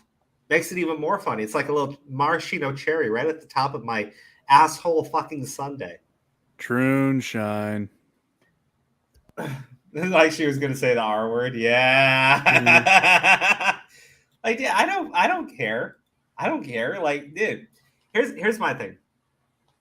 Watch like woke fucking comedy specials and shit. And one thing you'll notice, like most of the jokes are just very unfunny, and the times that they actually are willing to tell something that is funny is just when they're ripping on white people. Right? But it's the only group that they feel safe ripping on is white people. Otherwise, you're claimed as a racist if you joke about any other race. Yes. So I sit there and I go, like, the reason why people choose to like make fun of the trans stuff is because, yes, it doesn't make sense for most people. Yes, they're told not to do it, and yes, it's funny. It is funny. It's absolutely funny. It is hilarious when a 6'2", what do you want to call it? "Quote unquote" masculine presenting individual walks in a dress and a wig, and then starts getting heated and angry when people start like not calling them ma'am. It's fucking hilarious. He ma'am. And again, that was a real situation that happened. Okay, that's not a joke. That's something that actually happened. It was fucking hilarious. I agree, though. I do. If people are sending her like 41%, yeah, man, look, I get it. That's pretty fucking. There are some things I agree are below the belt. My thing is, I've seen Keffals do fucking the same type of shit. Oh, instructing her whole community to go after people. I don't know. I seem to remember the fucking server in Ukraine that the Russians were using and that need to be destroyed. Yeah, directing a bunch of guerrilla warriors to go and blow the fucking thing up. I don't know which one's worse, transphobic jokes or war crimes, but I'm pretty sure war crimes is at the top of the list. I mean, not to mention, like, what was it? Was it Cloudflare or Kiwi Farms that had the server there in Russia? Because Russia kicked them off in the first, like, 2 days because of a fucking Hitler joke. You want to know what it was, Crow? Oh, God. Okay, what was the joke? It was basically Hitler in a Santa outfit, and it's like, have a happy ho ho ho Holocaust. Ow. Oh, my Damn. God. And Yeah, Russia that's pretty banned bad. them for that. Russia just banned them for that. That's crazy. Why would they be banned for that? Because Russia hates the Nazis. Yeah, the true, Great yes. Patriotic War. Yes, the one. All right. Let's keep listening to these two. This is getting good. Your brain to come up with something better than that. Well, how you're describing that sounds like harassment, right? I don't think my joke to you resulted in harassment. You know what I mean? Like No, it didn't. I mean, there were probably some people who like piled on, but I don't even check my Twitter replies. I don't care. But it's like, my joke of, well, you're the type of guy, excuse me, woman, and correcting that. I don't think that's like even remotely on the same level as campaigning people to like spam you and like, those are two wildly different things. Okay, that's fair. I mean, also, I think it's really funny doing those back and forth. I feel like the weirdest person to be like making this kind of having this conversation. But I know for a fact, like if you did that to another trans person that was not me, they would get very upset. Like, not in any sort of performative way. You would legitimately ruin their day. I don't think I've ever bullied somebody for being trans. Ever. Or went out of my way to harass somebody because they're trans. Now, I'm sure I've done or said something that people would perceive as me doing that. I've been on the internet forever, right? But I don't think that was ever my intent, ever. To harass someone simply because they are trans. Yeah, I don't remember an instance of this. I mean, at least with me, it's like I called you a fucking pedophile before it got to that point. Like it was definitely like a slap fight. Yeah, so you're calling me a pedophile, yeah. Right? I mean, my response, which isn't true, by the way. I know everyone loves saying that. It's not true. I'm not into. It's not true, guys. Kids. It's not true. My girlfriend is 22, and there's an age gap there, so people like to run with that fucking meme, but it's just not fucking true. Braces. And can I say it's a little insulting because I've exposed so many of these fucking pedophiles online throughout my career, and even put some of them in jail for their fucking crimes against kids. Okay, but didn't you also like get that wrong? Like one of the first Twitch streamers I became friends with when I got on this platform was RS Glory and Gold. Didn't you like pedo jacket this guy and there was nothing? Oh, people love to bring that up as an example, but they don't bring up the examples of me, actually putting some of these creeps in jail or anything like that. But yeah, cynical. Yeah, dude. Like, guys, I've gotten it right a couple of times. So, like, these other times that I was being like super malicious. I mean, isn't it wrong to go after me for that? Isn't it wrong? Isn't it wrong? I mean, here's the thing. The only person Keems ever put in handcuffs and behind bars is that one SWAT doxer that ended up getting that one dude killed.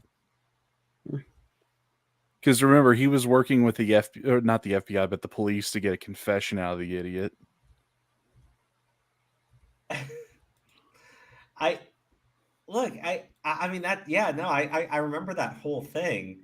And I think that that's probably the best thing that he can say, but at the same exact time, not when he behaves this way. Not at all. This is who Keemstar is, though, and it is funny to watch. I have to say that. It will never not be funny to watch Keemstar behave like this. Guys, I've got it right. I've got it right like once or twice. So the other 50 fucking people I called a pedophile. I mean, it'd just be fucked up to bring that up all the time, wouldn't it? God damn. It was being a scumbag. And it was being Keemstar, where you're just like, for the most part, kind of retarded. Describe that situation like you just did, or people say Keemstar falsely accused this guy of being a pedo, and there's never any context added to that story at all. But here is the context. So Drama Alert was relatively young, was only like 3 years old at the time. It got to the point where I was not doing all the work myself. I had a news team to gather news, et cetera, et cetera. And instead of everything being thrown into a Skype chat where I picked and choose the stories that I want to cover and fact checked everything myself, we had a Google Doc, and the head of the Drama Alert news team at the time, Chipmunk, there were volunteers that worked for me at the time that would gather news. He would go and vet all that news, and then the stuff that's good to air and 100% correct would end up in a Google Doc. So I'm looking at the Google Doc. All this news is good to go. I cover it on my show. And I think the story was that, a pedophile that was arrested is out on jail, released from jail, and he's streaming RuneScape. Cover the story. It's out for like maybe an hour or so. Right. And I'm currently streaming at the time, and people come to my chat and they're like, this is a mistake. You got the wrong guy. This is not that guy. I'm like, wait, what? And RS Glory and Gold showed his license on stream to prove that he is not that individual. And I'm like, oh my fucking God. So I immediately deleted the video. I made a Twitter video telling everyone, that this got deleted. This is, here's my problem with that. He 100% broke that, man. Because it wasn't just how that occurred. Right? When RS Glory and Gold basically was forced to show his driver's license to stop people from calling him a pedophile, because Keemstar told everybody he was this pedophile. And again, the driver's license was the only way to put a stop to that. Those same people that Keemstar sent after him, right, intentionally or fucking otherwise, then went and started doxing him using his driver's license. Keemstar caused all of that. I think he even got swatted or pizza delivered 100 times or something. Yes, too, it was from the fucking Drama Alert people.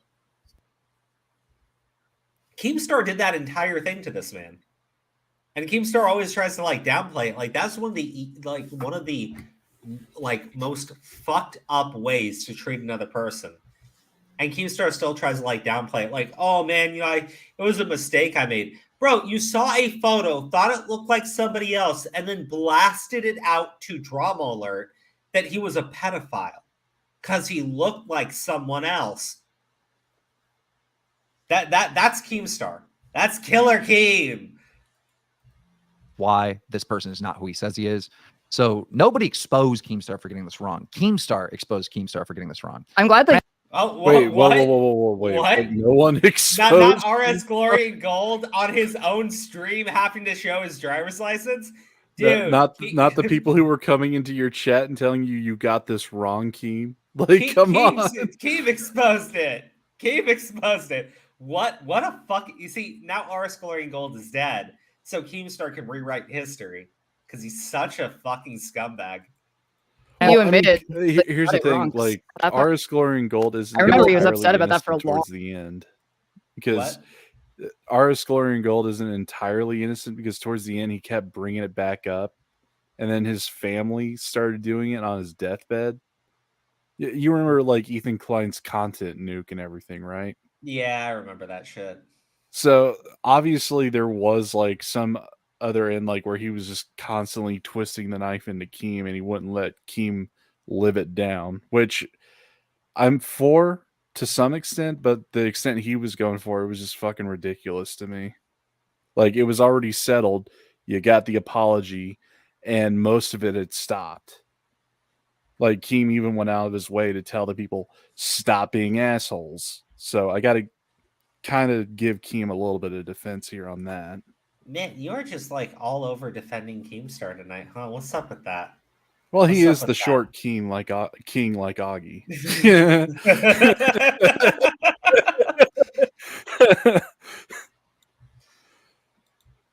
All right, let's hit play. Long time. So again, he wasn't upset about it for a long time. It's again, the context of the story is completely manipulated by the internet because of bad actors like Ethan Klein.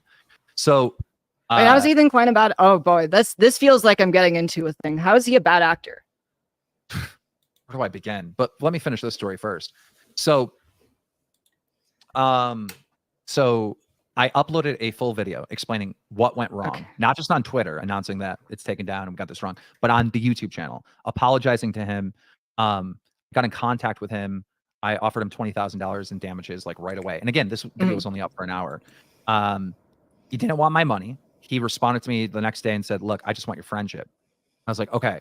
So he was into RuneScape. So then I offered to fly him to a RuneScape event, which he declined that as well. And again, it was just, I want to be your friend. Okay, we'll be friends. So I would talk to him often. I went on a stream, actually played RuneScape with him, which is the most boring game ever. I could not get into it. But I was just trying to make him happy because I seriously wronged this individual, right? Couple months go by. He went from having like 50 viewers to having 11,000 people on his live stream because of this incident, because it was so big. Mainstream media picked up on it, et cetera, et cetera. Couple months go by and his stream numbers obviously start going down because they were not there for his entertainment. They were there to, you know, help the poor guy out because this horrible thing took place. So I was getting a lot of phone calls from Tony, you know, asking me for advice and what to do to get his stream numbers up. I said, look, you know, when we did the collaboration the other time, it popped off. Like, I'm down to do another collaboration with you. He was from Kansas City. I was going to Kansas City to do a fan meetup in 2015. And I said, or maybe it was 2016. And I was like, when I go there, let's meet up. So I get there and I'm trying to meet up with him. And he ignored me. He didn't, or no, wait, he did respond. Okay. I just wanted to fact check. He at no point averaged 11,000 viewers on Twitch. His highest all-time average is 267 viewers in May 2020. That's not true. He had 11,000. I seen it with my own eyes. Here's his, I put it on screen. Here's his lifetime on Twitch tracker, capping at 267. But it's not going, it stops at 2017. Right. No, it doesn't. It goes all the way until October 2022. No, you have to go farther back. The incident happened in like 2000. Right. His all-time highest recorded December 1st, 12,847. But that was one stream. And in that month, in 2018, how much he got less than 100 average viewers. So it was like a one-off stream you're talking about. Yeah, but it took place when the incident happened. All right. So when the incident happened in 2015 or something like that, the very next day he had like 11,000 concurrent viewers in his stream. The chart that you're showing only goes back to 2017. No, it goes back to 2016. I know. Oh, fucking Keemstar. Wait, I just love this. It's such a stupid, dumb, idiotic thing to fucking lie about, but he's caught in it now. So he has to just keep going along with it.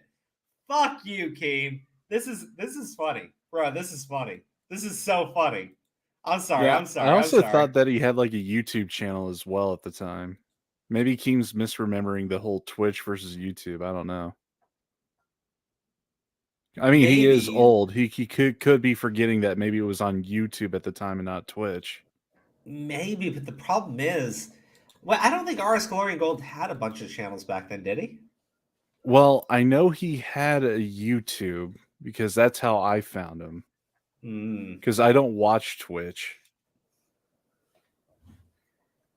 Yeah, I'm not too sure now.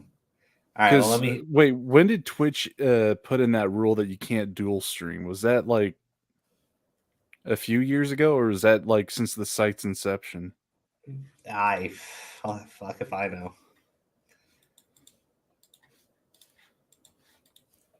Oh, for a fact, he had 11,000 people in his stream. I saw it with my own eyes. It could have been like, it could have been a one-off. I just thought I should clarify it because the way that you were framing it made it sound like he averaged in 1 month that many viewers. If he did, that's an insane fucking drop-off. I've never seen anyone fall off that hard. It was one stream. It was after the incident. Right.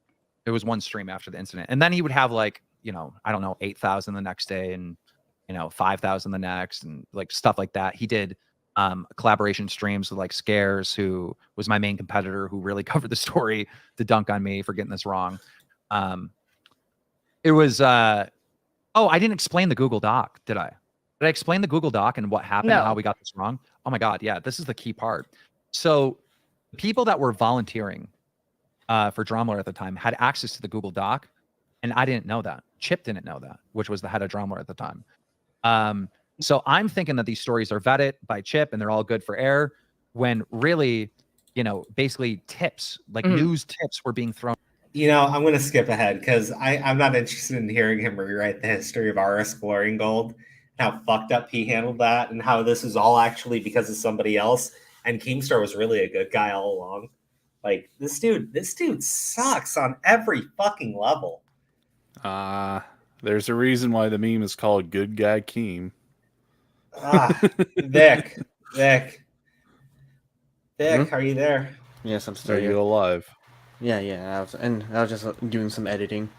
Oh, you're good. I was going to ask you, what do you think of Keemstar rewriting what he did to our Exploring Gold, and how it's actually everybody else's fault? It wouldn't be the first time he did something like that. Dude, fucking Keem. Thrown into the Google Doc, and that's where the confusion came from. Where I ran that story on air, and when I explained that, like, do something, and they arrested him. So it's like there's cases where you could say intense work, and you constantly have to be terminally online in order to produce the show that I was doing, and ultimately I just needed a break in my life, like a major change on multiple levels. Like my personal life, my relationship with my baby mama was, you know, just not there anymore, really. You know, it wasn't like fighting and screaming. It just, you know, fell out of love or whatever. You know, I fell out of love of doing Drama Alert. The motivation wasn't there. So like, I was ready to leave when I was 40 years old, to just leave the internet. And on top of that, short form content, like I was saying before, became very, very popular. And when I started Drama Alert, I was like the only one of its kind covering these online celebrities. But then short form content got so popular, and there's like so many different Drama Alert clones, if you will, people that cover online celebrities, and pandered to the community and left a comment saying, I know some of you guys hate Keemstar. I hate him too. Really wants good mental health. He should be dating someone more than less than half his age, right? Good one.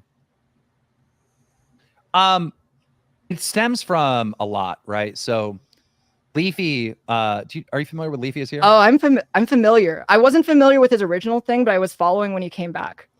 So Leafy is here, was an Edgy, you know, commentator or whatnot. So was Ethan, and, you know, they were kind of friends. And Leafy went and made fun of an autistic man. Conversation, and Reddit was where Keemstar is like throwing everybody around him under the bus, and I'm like, is this what she apologized for? Because like it's don't get me wrong, it's pathetic, it is, but also like this is all this is really this, he offended your audience. It's got to be closer to the end then. It's got to be closer. To the end. Keem should write a fucking memoir at this point. Oh my god, can you just imagine the level of like brain damage you would get from reading that? Yeah, it's like Drama Alert, never got anything wrong. Yeah. It's a little delusional, you know? Just a pinch. Not all the way, just a little bit. And they were to give their take. I think most people don't think I'm to blame at all. It's like my enemies bring it up. Ethan Klein brings it up. Ethan Klein has said multiple times that I told Etika to jump off a bridge. You did actually, like, you said this. No, I did not. Just a simulation. Who cares? What I said is, why not just jump off a cliff? No, I haven't watched that movie. How it gets changed to bridge is because Etika actually did jump off a bridge. You know what happens in the movie Bird Box? This is what I'm talking about. The bad faith actors out here. Why not? Why do you fear death? Well, that's what I'm saying. It's scary, because if you really think about it, then why live? Just jump off a cliff. Hi, I'm still here. You told him. I mean, you told him to jump.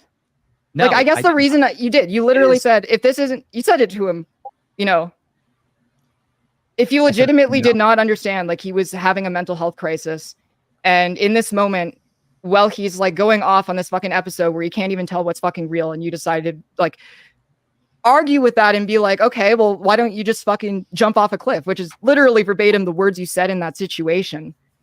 That's fucking tragic. You're cutting the sentence. I said simulation. I said something along this. Right? No, but no, I had the clip. You said like it was obviously in the context of simulation. Well, simulation theory is scary. It is, but it's like he wasn't talking. Believe none of this is real, right? then there's no point of life. We're like, why not just jump off a cliff? There's no point. Right, but he wasn't saying that because he was well versed in whatever simulation theory was. He's saying that because he was having a mental health crisis. And how was Keem supposed That's to just pick up on that? depersonalization. You know, he Keem. legitimately was like, I don't fucking know what's real and what isn't real. Okay, see, here's my thing. Keemstar could just say that, but instead he has to go and say, I never said that. I didn't do that. No, you're totally wrong. I never did that. I'm Keemstar. I would never do that. It's like, I'm like, well, dude, he's starting from the premise of what Ethan Klein has been spreading about him. So that's where he's getting like, I never said that from, I think. Yeah, no, I wouldn't disagree with you there. I would say that's probably pretty accurate. But like, I'm trying to follow Keem's train of thought, and that's what it sounds like. The problem is his train of thought is to immediately deny what is being put out in front of them. And it, like, honestly, it just makes him look dishonest.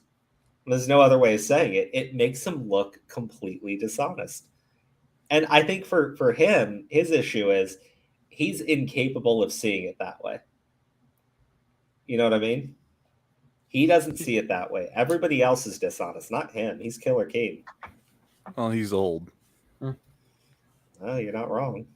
I mean, to pull a Leafy thing here, he's a 44-year-old man dating a 22-year-old girl. Oh, you can't do that. You can't do that. Real. I mean, it's nice to have that insight after the fact, you know? Yeah.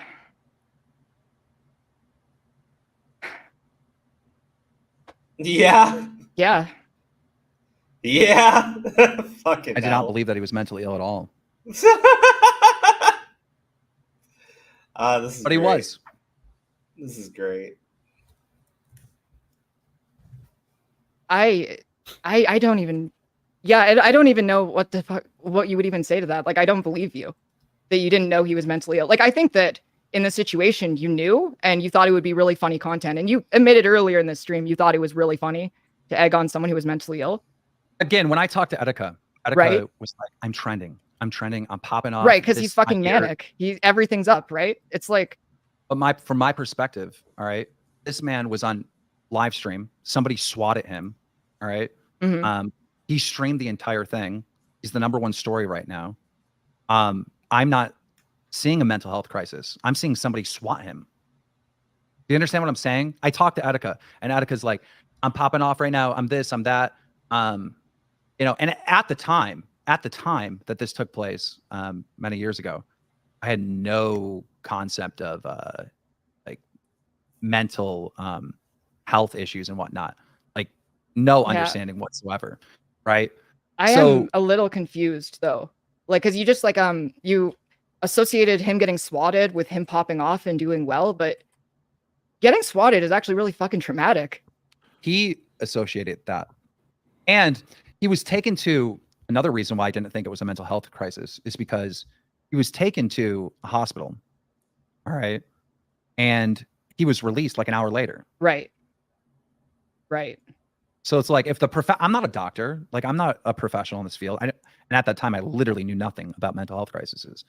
So for my position, right, and my understanding at that time was like, well, he's fine. He's obviously fine. If there was something wrong with him, they would have kept him. Do you understand what I'm saying? I understand. I understand what you're saying, but are you trying to, let me ask you a question, Keffals. Are you trying to understand my point of view? Or is it just I'm trying? You're wrong, you're evil. You're wrong, you're evil. You No, did this horrible thing. no, because I knew these things. I knew these things about you before I did this stream. But I believe that people should be heard out. People have the ability to change, and if you don't give people space to change, they'll never fucking change. What's the point? Well, I did change a mental. Wow, you know what? I've got to say, this is like a totally different Keffals. People are allowed to change. I don't believe it. Nah, it's the same Keffals. But she's saying different things now. Well, she's a chameleon. She'll change her colors to whatever fits the tone. I don't know. Are you sure? You sure she isn't being completely honest here? Because here's the thing. Knowing Keemstar. Hold on, Vic. The whole thing with what she brought up about swatting, it's a traumatic thing. How are you saying that he was popping off? Well, Keffals, when you got swatted, you were popping off. Oh, you got Keffals in a lie, and it's a big lie. That's a no-no lie. I mean, seriously, she made like fucking what was it? Over $120,000 for a GoFundMe for quote unquote legal fees and shit like that.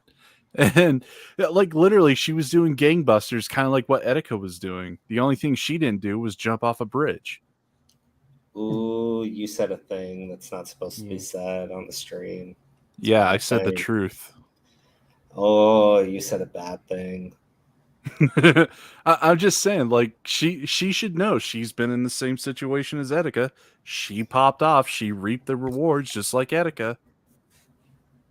True. She even tried to push the envelope by suing the cops. She went above and beyond Etika. So I don't know where she's getting like, it's a traumatic thing. How could you think that? Well, Keffals, you banked off of it. Well, yeah, but she can't admit that. That's the thing. And like, Yeah, like I said, for Keemstar, it doesn't help Keem like at all whether or not she believes him, because even by his own words, man, it sounds fucked. It sounds so fucked what he did. All right, let me hit play. Health issues after that, because I didn't know shit, and I now more recognize it, and that was one aspect of it that really helped me have some better understanding of it, the Etika thing. But also, I did a documentary on FouseyTube, who is another content creator. Poor guy, by the way. He's my dear friend now, but at the time we were kind of enemies. He was going to try to run an event in 5 days with 5 days notice, like a big, awesome. It was called July 15th. Yeah. Actually, no. Now that I think about it, the FouseyTube situation happened before Etika. The Drake thing. Oh yeah, where FouseyTube was gonna host an event and he admitted that Drake was gonna be there, and then when the people showed up, it was just him staying on top of a car and then just popping off like crazy because he was going through serious mental issues at the time. Oh, you know what? I have seen that video.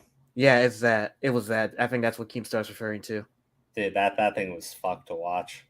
Yeah, it really was. I hope he's doing better now, to be honest. Yeah. No, you could tell that guy's dealing with something. Yeah. Shame, because I actually did like watching his prank content like back in the day. I mean, here's the thing. Like, he could bring up his infamous quote, like saying that to cure depression, you only need like 3 sips of beer. Like, to show Keffals like he was a complete fucking Neanderthal when it came to mental health. Because that was like way before the Etika or during the Etika situation when he tweeted that out. That's too funny. This was another part of my understanding. So FouseyTube basically was going to run an event in 5 days, and it was going to be like this big Coachella type thing. And I was going to be in LA at the time where he was running this event, so I did a documentary on him. And it was so unclear on what was going on with Fousey. And then after the documentary, it became very clear that he was manic and having somewhat of a mental health crisis. And fast forward years later, me and Fousey ended up becoming close friends. We actually launched a business together called Happy Punch. That's shocking. Yeah. I actually don't know anything about. I think this is actually my first time hearing about Fousey. Those two scenarios really opened my eyes to, I guess, these mental health stuff that I just fucking didn't know anything about. I mean, a lot of that stuff from the surface, without me understanding anything about mental health and manic and any of that stuff, just looked like a content creator trying to get attention. Yeah, I mean, I think there's an entire problem with the industry where really fucked up things happen to people, and the result is that people think, okay, how can I monetize this? How can I make this into content? I think what happened with Amaranth really exemplifies that point. Oh boy, she come had a situation on. with her abuse. That is complete and utter bullshit. Like, No. I can't believe they went into fucking Amaranth. She had the situation with her abusive husband. Fuck you people. Fuck you people. Her thing was saying the evil ex-husband was the reason why she was doing this content. Okay? And then the evil ex-husband goes off into the wind, and evil fucking Amaranth is still licking fucking microphones. Like, come on. Come the fuck on. Oh, they're using it for content. It's bullshit. It's bullshit. I mean, Amaranth Keffals wanted people to use it for content. Keffals, you used your entire war against Kiwi Farms for content, and they weren't even the ones who doxed you in the first place. You fled your home country after accusing the police of dead naming you and all this other fuck shit. I did not know about that. Yeah, that was the one thing. Like, they wrote her original dead name, Lucas, on the evidence bags when they returned it to her and everything after the swatting. Of husband, where she opened up about how it's like he was threatening to kill her dog. He had all of the passwords to her bank account and to her social media accounts. And the biggest takeaway from so many people was, oh, she lied about being single, but she's an entertainer. Oh my god! Oh my god! She is not an entertainer. No, I swear to God. let's call her an entertainer. That's fine. She said her evil ex-husband was forcing her to do the entertainment. Oh, they're mad because she was lying about being single. Fuck you. Fuck you people. Like, oh my god. Amaranth is an entertainer as a burlesque show was entertainment back in the 20s. Give me a fucking break. That's still entertainment. I mean, we're still in the 20s now, Gigi. A century ago, Vic. Oh, okay. That's what you meant. It's all personas. Yeah, I think I had that take too. I was like, well, she did lie. I got fucking beat up by the internet for that one. Yeah, it just like, it feels like there should be more rules, at least unspoken rules, about what can and can't be content, because it's just going to drive people into really fucked up situations where it's like, you have a big platform, you're in front of hundreds, thousands, sometimes millions of people for a living. You have a mental health crisis, and then it's just like, you're not going to be very in control of what you do. And based on how you react, you could end up getting yourself into a situation where people manipulate you or egg you on, and this isn't just even trying to recount shit. I just mean that I think in general, it's fucked. It's not the full story. It's not the full story. Okay, hold on real quick. I want to ask something, Crow. Yeah, what's up? None of these people are holding a mouse or playing with a controller. Who the fuck is playing this game? There's so many incidences, commentators will sometimes do where content creators have been suicidal, and I'm the one. During a stream, they'll have someone else play the game? I have no idea, but it's really tripping up now that you mentioned it. Yeah, it looked like Keffels would have been playing it, but even then, it's just like, I mean, her arm's not even moving when it's off to the side, and they're both having like a very, stream conscious conversation here. I highly doubt it's like, ooh, I got a fishy. Like I haven't heard any of that shit when people are playing these games. Yeah, I think you're right. Somebody else is playing it. Isn't this Ark Survival as well? I don't know. No, I think this is Sea of Thieves. I don't know. A river raft like that with all the technology? I think it's Ark Survival. Okay. It looks like Sea of Thieves to me. I mean, I never saw what Ark Survival looks like, so. I've played it, and that's what I'm thinking the UI is. Like, it looks very similar because you got like a hunger bar. It's basically like a more... Oh, wait. Alex Rose says it's Raft. Never heard of that one. No, neither have I. I don't like survival games. Can't say I'm too surprised. Not a big Dead Rising fan there, Crow? No, there's not enough action. Are you kidding me? It's a zombie survival game. And the stories are not fun in survival games. That's The Last of Us Part 2. We don't talk about Last of Us Part 2. Yeah, no. Last of Us only had one game, and the sequel got canceled. Shut up. And I had to play on everyone's behalf. And it got turned into an HBO show. We're not talking about it. Trying to help them. And that stuff's not public, because why would it be public? And it's like, it's not the full story.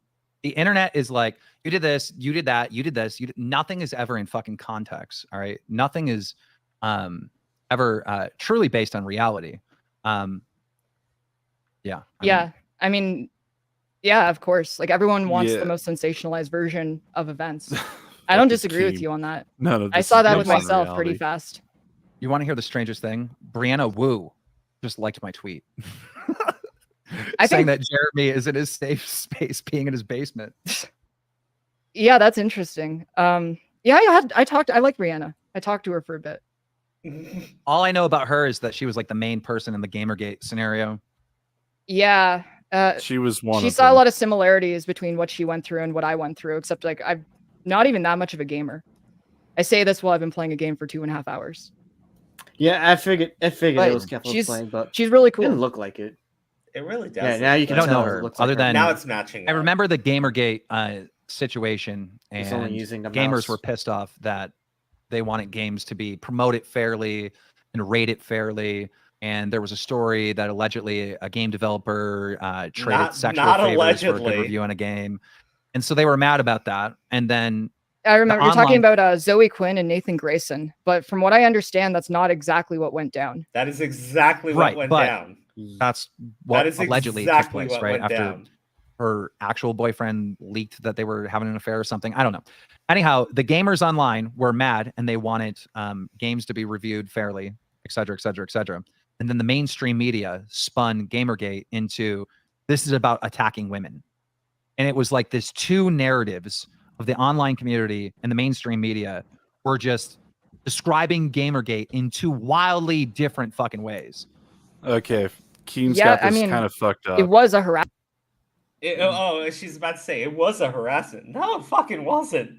I mean, the thing was, it wasn't like the mainstream media that we were going up against. Like, I was a part of Gamergate. The whole thing was that it was games journalists and games media that were doing backdoor deals for indie game devs, and they were rigging certain competitions, and that's how Brianna Wu got one of, or not Brianna Wu, but Zoe Quinn ended up getting one of her accolades as an indie game dev. Then there was the two journalists who wrote favorable and kind of mid article about her game Depression Quest, which was basically text-based bullshit. It wasn't an actual game.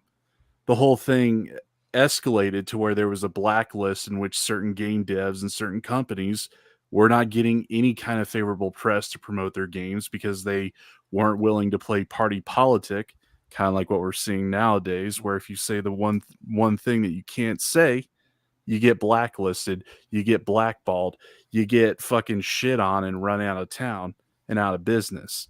The whole thing is that there was also, this had been going on for years, actually. It just, the whole thing with Zoe Quinn and Aaron Grande was the straw that broke the camel's back, because games journalists deliberately worked with Bethesda to, to make sure that Fallout New Vegas did not break an 85 on Metacritic, which would deny the bonuses to the workers at Obsidian for Fallout New Vegas, even though it's like one of the most regarded games in all of gamerdom, like one of the best RPGs, and it only got an 84.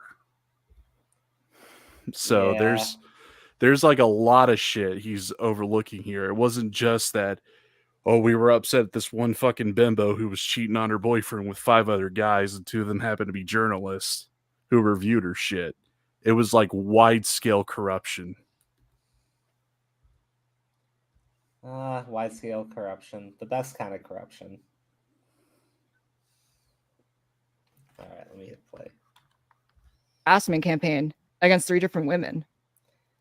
That was definitely, yeah. Whether or not Yeah. you, like, people can argue if it was about ethics in gaming journalism or not, the end result of it was similar to what happened to me, except it looked like it was even fucking worse. Like, lots of rape threats, lots of death threats, people having to relocate houses, people needing to hire private security because of stalkers. It was a fucking nightmare to go through.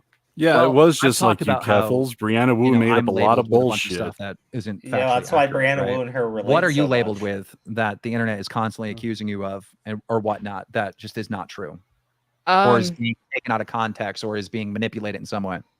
Oh yeah, like I constantly get like constantly get called like a groomer pedophile, but it's seemingly, the problem is like it's so obviously about me being trans and me supporting trans. No, it's about the hormones for kids. It's about saying that you can threaten people into supporting you, and saying things like you will trans the kids, and you will continue to provide them with hormones without the parents' consent or knowledge. That's why you were called a groomer. It's also why you're called a pedo. Oh no, the pedo thing was the collars. It was the Catboy Ranch.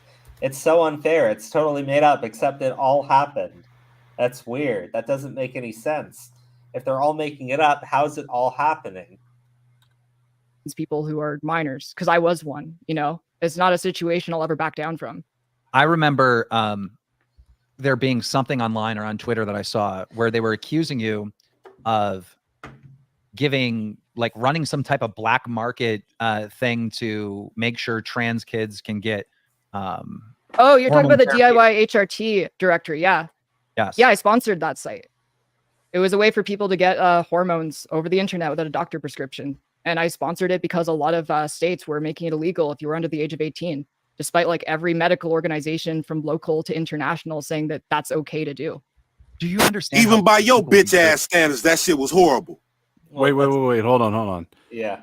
Every doctor was saying that said it was an okay thing to do. So the doctors were deliberately saying that you should break the law and get drugs from an outside country and have them shipped to the US in discreet packaging in which they could get by customs. Yes, and that's exactly what she said. And no recommended dosage, no like supervision, no none of this shit that, you know, an actual doctor would have to do. Yes, that is what she said. Yeah, okay, that's what I'm saying. Like, it's like I don't believe it for a second. It's like saying, you know, doctors proof, say please? that it's like doctors say that we can help with cancer patients. Well, I might as well go to my local drug dealer. He says it's legal. Yeah, man, this is a special kind of stupid going on right now. Are you upset with that?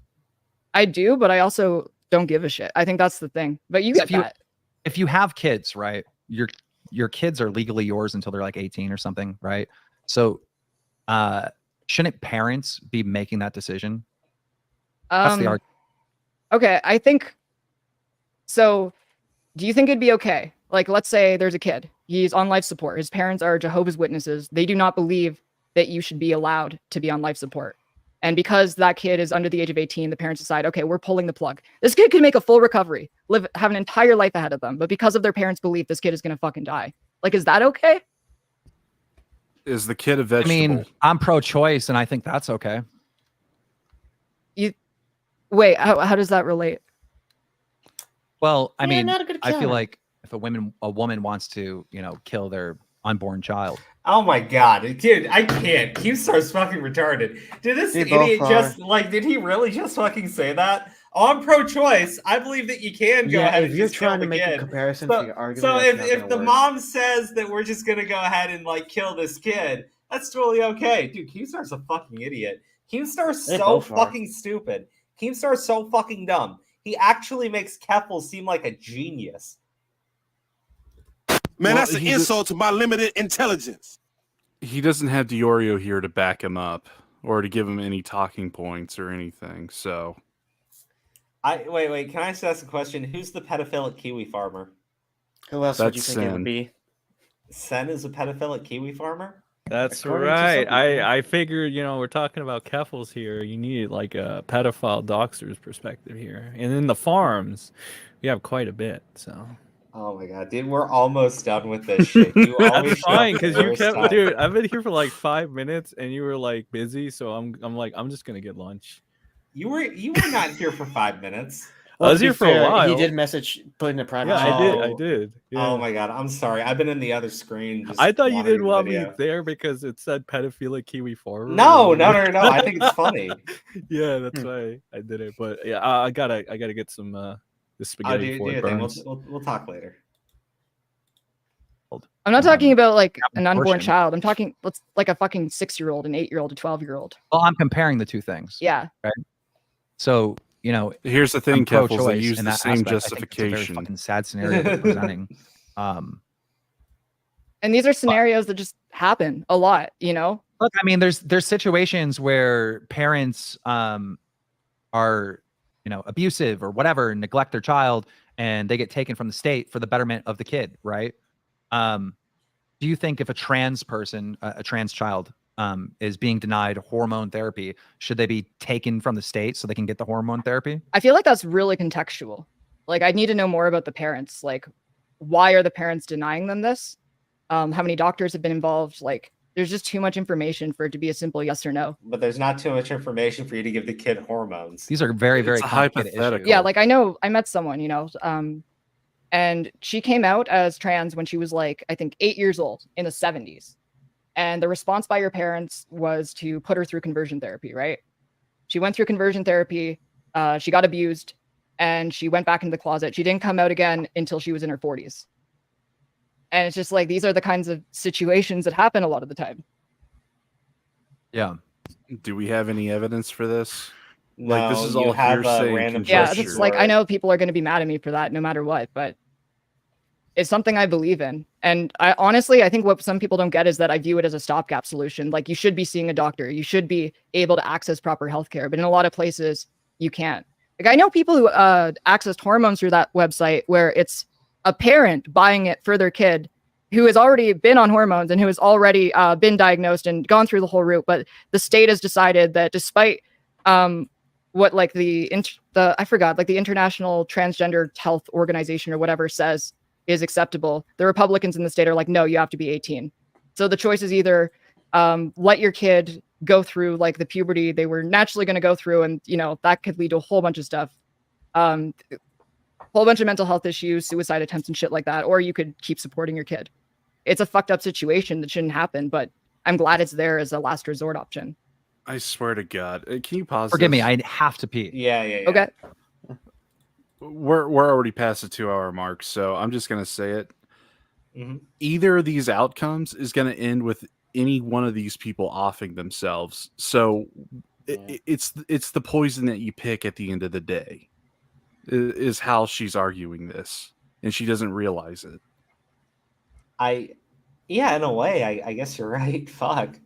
Because, like, I mean, if you're going to transition when you're older and then you regret it because of all the health side effects that happen with it, like hair growing inside the urethra and shit like that from the post-surgery, like, Ew.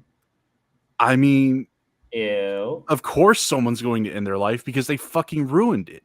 And then you've got a kid who's being pressured by a bunch of adults who aren't their parents, whilst being pressured by their parents. Who aren't their parents? Yeah, who aren't their parents, according to the leftists.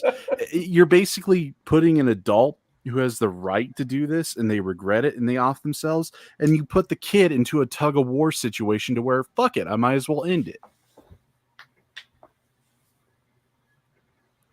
It's a no-win situation. This is why you just need hands off. I agree. They need to stop trying to screw with the kids. Oh, I'm gonna hit play.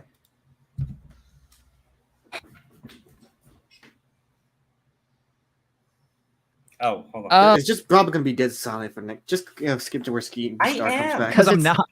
Because it's in. What? I'm not. I don't like being seen as a good guy. I already know you're not a good guy, Keem. That goes against everything that Keemstar is. Neither are you. You know. Yeah.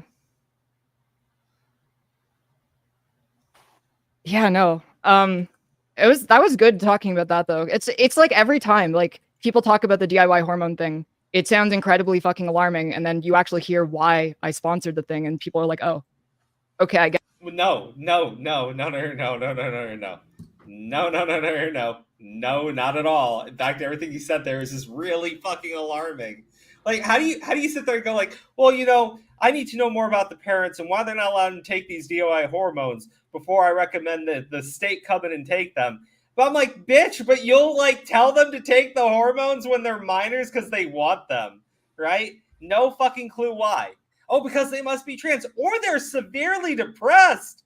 Holy shit, man. Do you know how difficult it is sometimes, right?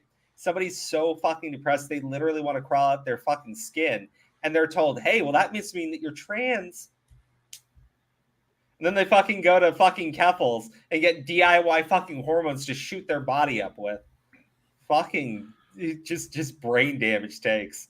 And I mean, here's the other thing. It's like, none of the shit that Keffals was promoting came from like an FDA certified lab or anything like that. Like this shit was coming in from Argentina, in which I don't know much people did research into it, but there are certain countries where they have lax standards in how they produce medicine. I mean, there are very few countries that America does business with that actually produce our medicine. And this even goes with the hormone replacement stuff for people who have like low T or low estrogen counts if they're like normal people. But Argentina, I mean, you're basically bringing in something that isn't been like, foolproof by our own governing body, and you're giving it to kids to put into their own body or encouraging them to seek it out. I mean, and here's the thing, like, if it really was on the up and up, Keffals, why did that website have to clear itself after your whole entire drama with Kiwi Farms? Yeah, right. Why did the guy who ran that site, who was your buddy, who was your business partner, why did he run? Yeah, that's a good question. All on the up and up, right? Yeah, but just never going to give them an answer. No, of course not, dude. Of course not. 100%. Because, well, here's the thing. She's given an answer on it, which was this answer originally. Oh, yeah, I totally support it. I'm totally for this. I'm doing this because of my story with it. But then she also pretended that she had never done it. But now that Kiwi Farms is gone, she's back to saying, oh, yeah, I was always for this, and this is because of my story. And I'm like, oh, my God. She even said that on Ethan's show, on H3H3. She said that she never actually supported it. It was just a site that she recommended. Yeah. It's just funny. Like, it changes all the fucking time with her. By the way, is anybody impressed by the fact that I have not misgendered this person at all? One time. Not even once. Come on. I deserve some credit for that. I didn't do it the entire stream.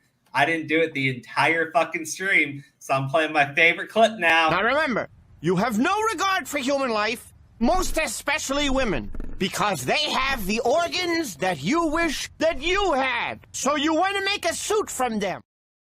Well, to be honest, I'm surprised you didn't play that at the beginning when we were going to switch to this topic. That was so well earned. I earned that one. I absolutely did, and I'm so happy now. Man, I miss Aqua Teen Hunger Force. Oh, it's so good. It's like the best shit. Oh my God, we got like 11 more minutes. We're doing so good. 11 more minutes, guys. And we can watch some Aqua Teen Hunger Force. I understand the perspective now. I'm a parent, and if my kid wanted to start like a hormone therapy or something like that, yeah, I would say no. You would say I would no. be against it. I would. Yeah. Face Keemstar. And again, I don't know a lot on the situation. I don't know a lot about trans issues, right? I'm definitely not the expert, right? Right. But I can just say, as a parent, I want to protect my kid. Like, it's instilled in my DNA. Like, I want the best for my kid. I want to protect my kid. I mean, if you want to do the best for them, you should take that kind of thing seriously. Like, at least get them to see a therapist. Well, do you know how foreign that is to someone that, doesn't know that many trans people, doesn't really understand? Do you understand how foreign it is to me, and not really understanding that, being cis myself, not having the firsthand experience of, wanting to be a different gender than I was biologically. Cis, that's why. I understand how hard it is for parents. Absolutely. I had to come out when I was like 16 to my mom and my dad and like go through this entire thing. And it's really fucking hard. It took a really long time. That was after you were, molested by a pedophile and all that shit. To the entire chat that's saying he's not an ally. I can't believe he's calling himself an ally. I have not called myself an ally. All right. I just put out some tweets and then y'all memed that I'm an ally. Right. I don't think that I'm against the trans community in any sense. Like, I don't feel like I am. I don't have any hatred towards trans people. I don't oppose someone becoming trans. True. If I do, like, if you don't support it though, if I find out who your kid is and they come out as trans and this is a public thing, I'm gonna make sure they go on hormones, Keem. I'm gonna be their daddy. As a parent, that's where I'd be like, no, that's my kid. No, you know?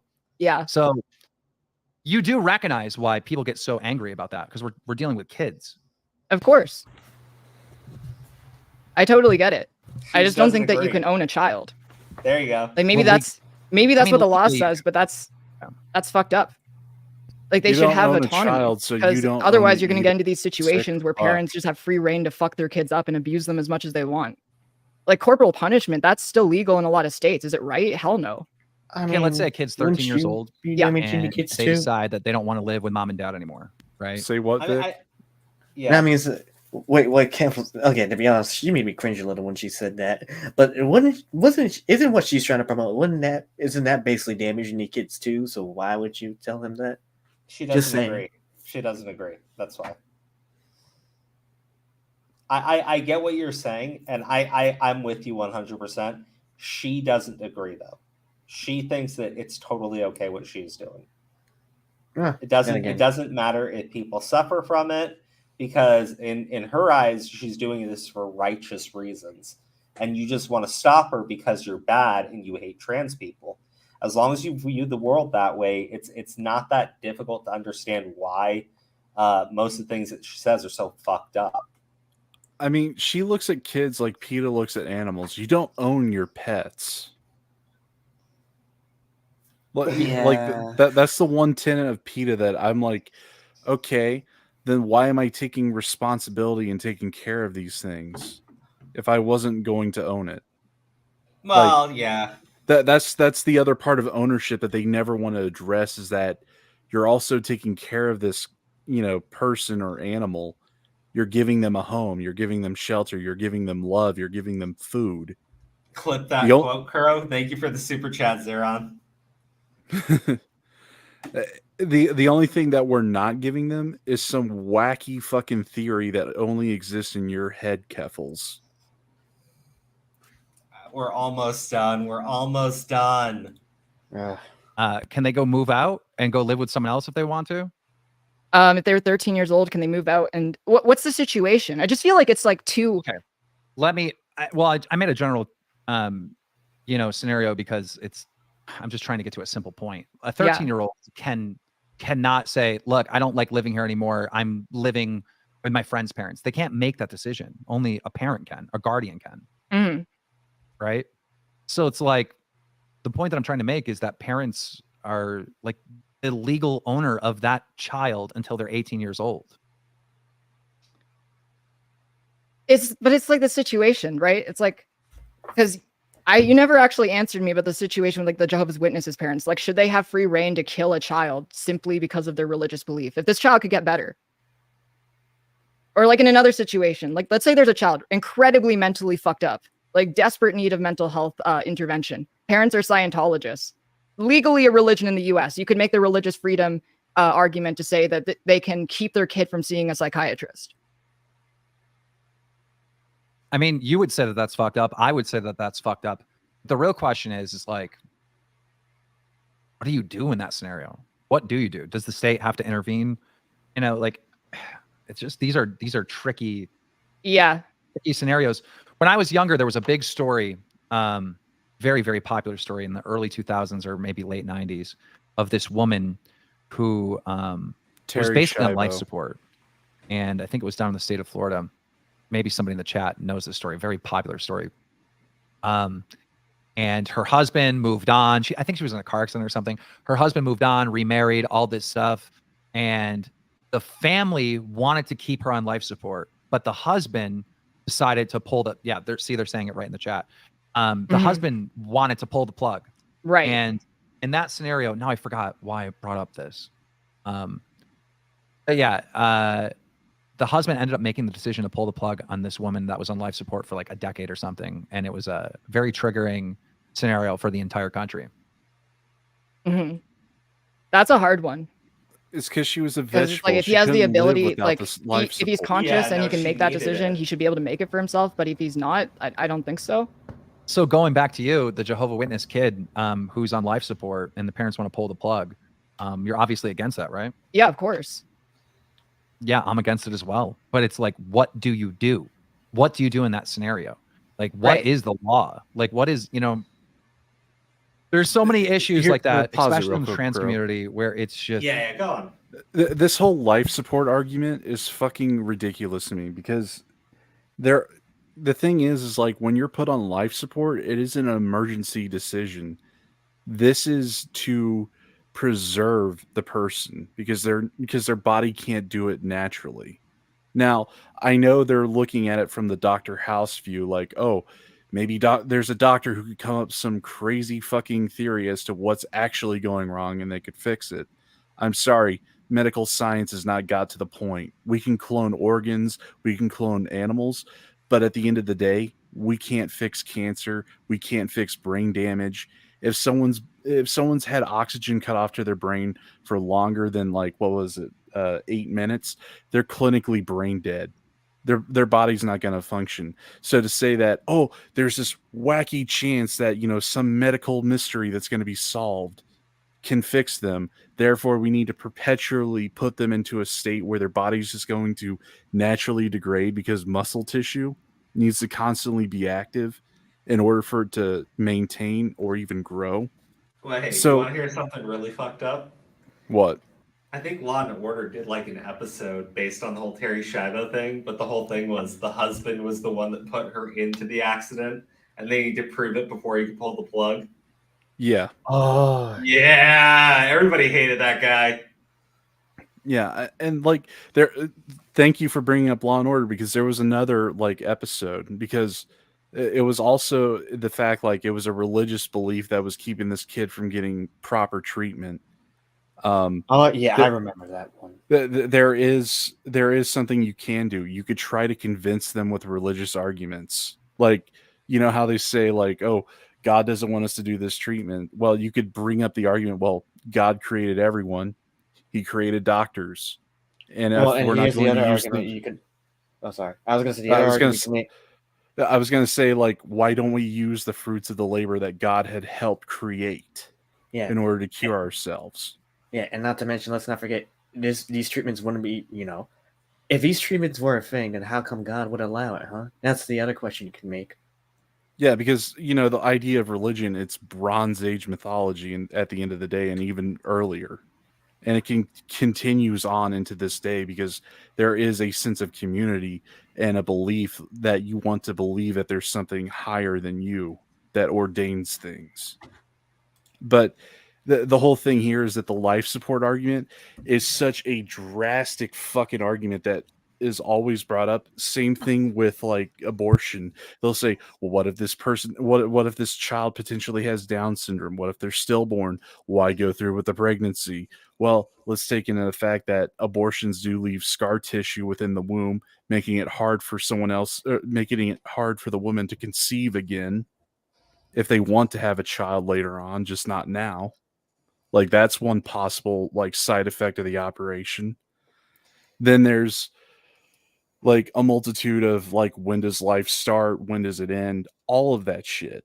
So we're going with a drastic situation of if it's on life support to build our argument, it's just a non-starter. You're always going to put into this one area where we're just going to have to agree to disagree. We're not going to come to any rational conclusion because we're starting with an irrational starting point. Well, look, there was a bunch of things with the whole Terry Schiavo thing. Like she actually had it in writing that she wanted to be kept on life support, and the husband said that actually she told him that she really didn't want to be.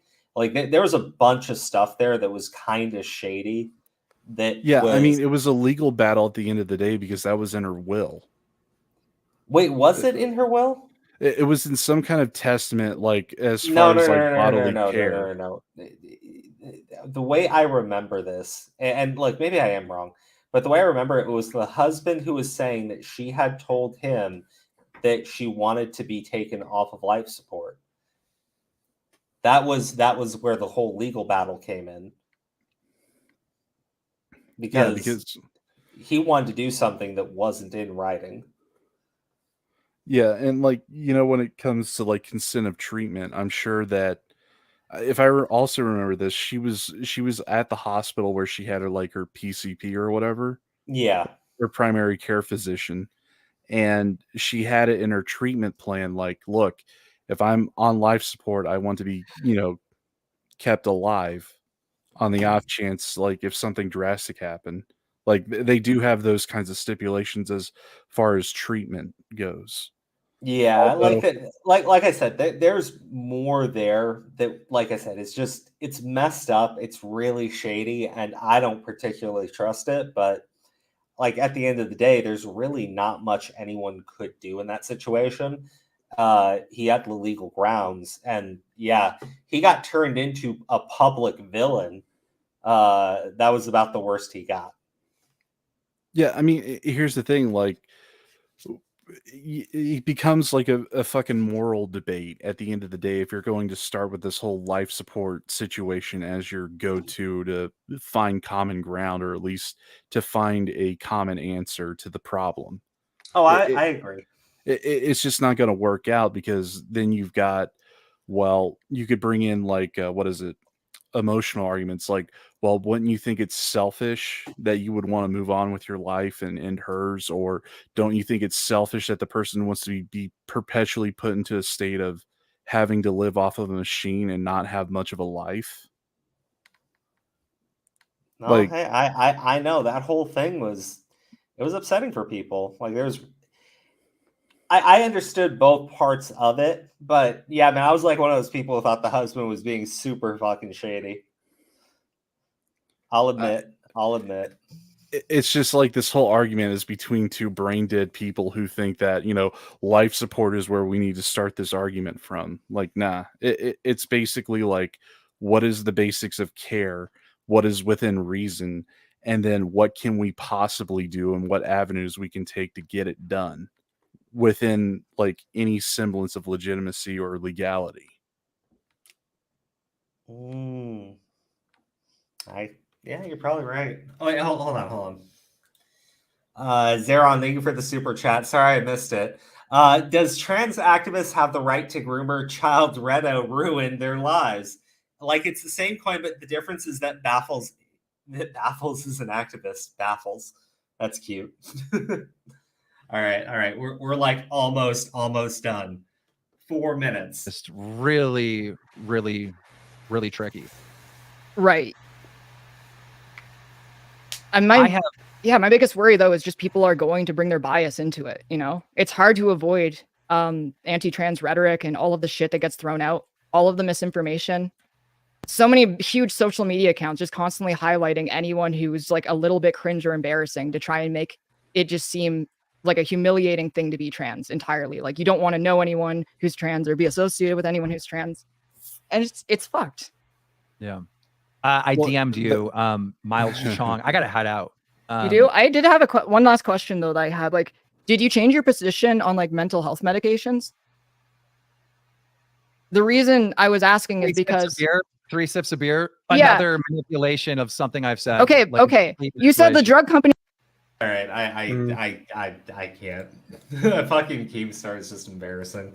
All right, that was interesting. I'll admit, but I think I've had enough. I think I am glad that Keffstar is over. It was cringe. Yeah. It sucked. Let's all go home and have a good night, guys. I'm just shocked. What was the point? What was the point of the Keffals Keemstar thing, though?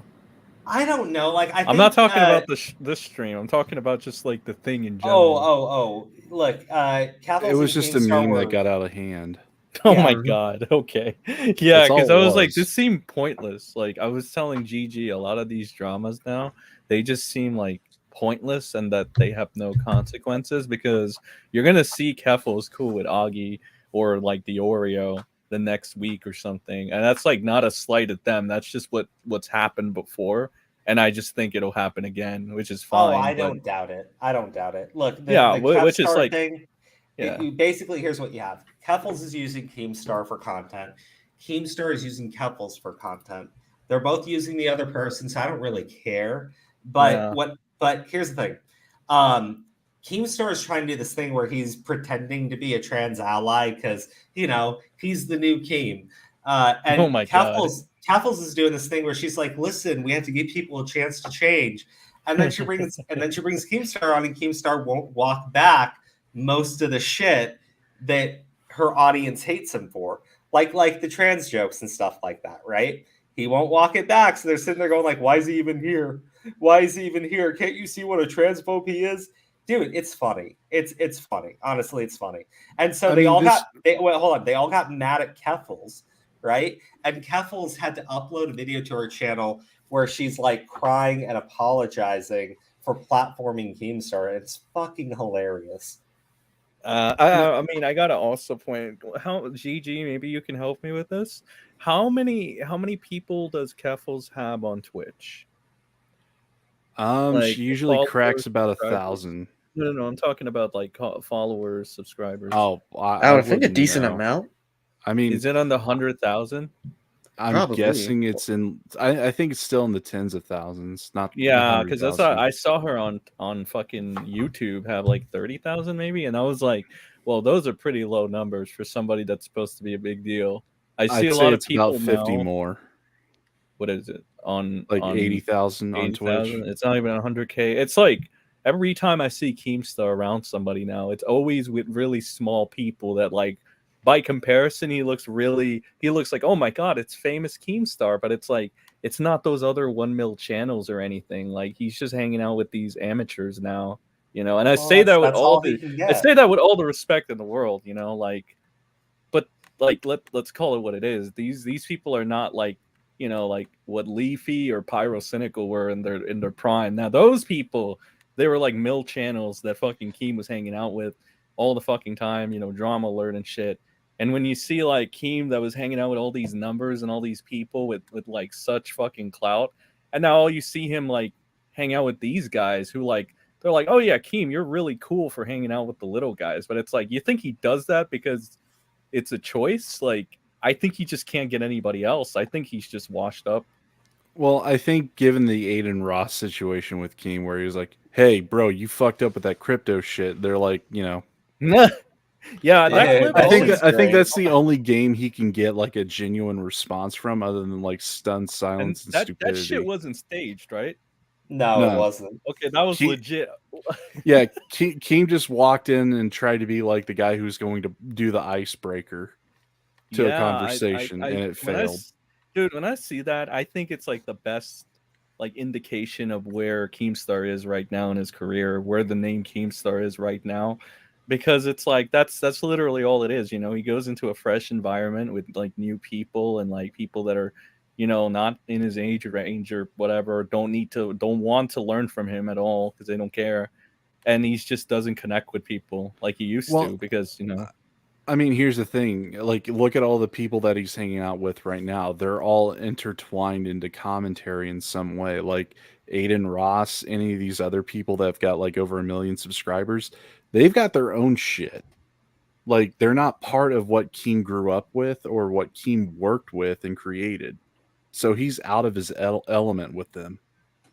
Like, I think that to prove that commentary is a niche, you just have to look at like, okay, so their biggest draw is Augie. He even draws more than fucking Keemstar on Keemstar's own fucking show where he tries to imitate Ethan Klein. But Augie can draw like 1,000 plus, sure thing. I rarely see him at 2,000 unless like an Act-Man or something shows up. But that's usually where he goes at 1,000 to 2,000, right? And that's great and all until you realize that Nick Rekieta can pull that in on like a bad day. And then you're like, well, what does Rekieta pull in on a good day? It's like, I don't know. He could reach like 9,000 or above. It depends. So it's during like the Johnny Depp stuff, he had like 25K. Yeah. So it's like, you know, when you realize that, you're like, huh, I guess they're really not that impressive by comparison. And it's sad a little bit, you know, again, not trying to diss them or anything, but I think this wouldn't be highlighted as much if they didn't throw their weight around and act like they were such megastars all the fucking time. Because that's literally like, it's I don't know, it's what it seems to be every fucking time. It's like, no, you guys are pretty small fishes in your own pond, to be honest. Like, again, Rekieta can beat your numbers, like your top guy's numbers, easily if he wanted to, and it's a throwaway fucking stream. It's not even like a big stream with topics, right? It's just Rekieta's audience. It's just like, hey, I'm just gonna start a stream. Maybe you'll be interested in the topics, and maybe you won't. Who knows? But they show up, right? And he's even taking, like, he has this controversy and shit right now, and that's still not really affecting him that much. I mean, the whole thing with Keem and Keffels, this did just all start from a joke tweet about Harry Potter.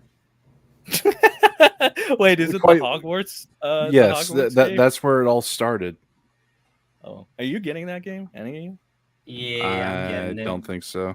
What is Oh, but it looks so cool. What's the problem with it? What's the whole controversy with it? It's because J.K. the thing is, Rowling gets money off of it, and J.K. Rowling has said things that are not 100% in support of the trans community and pointed out issues with them. And ever since then, they've been trying to cancel everything Harry Potter related. Yeah, they do this all the time. So J.K. Rowling isn't like a lefty then? No, actually she is. She's a turd. That's the weird part. She's a turd. fake lefty or something. No. No. She really is a lefty. She's just not a trans lefty. Yeah. What the fuck? Okay. Well, I kind of get it. I guess. I know, weird, right? Yeah, hold on. Let me read this. Alex Rose, thank you for the super chat. Keem scraping the bottom of the barrel. To be honest, I do. That's what I think it is, because he was trying to set up with Salvo, and then he threw Salvo out, and he's been dying, and now he wanted to get his next thing.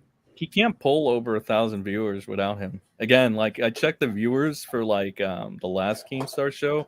It was always under 1,000. I think he peaked at 800, maybe 800 and something, which is sad because it's like, I thought you're like Keemstar. Man, really falling from grace. Doesn't fucking Quartering pull in more numbers than Keemstar too? Guys, yeah, Quartering does pull in more numbers. Okay, how does Jeremy, the fucking guy that everybody's bullying on Twitter, how does that fucking big crybaby, who is literally like, if you stand and defend Tipster, why are you fucking shitting on Quartering? Go shit on fucking Tipster, like the less successful version of Quartering. What the fuck? They act literally the same when it comes to tweeting. Like, I don't understand. Like, are you guys retarded?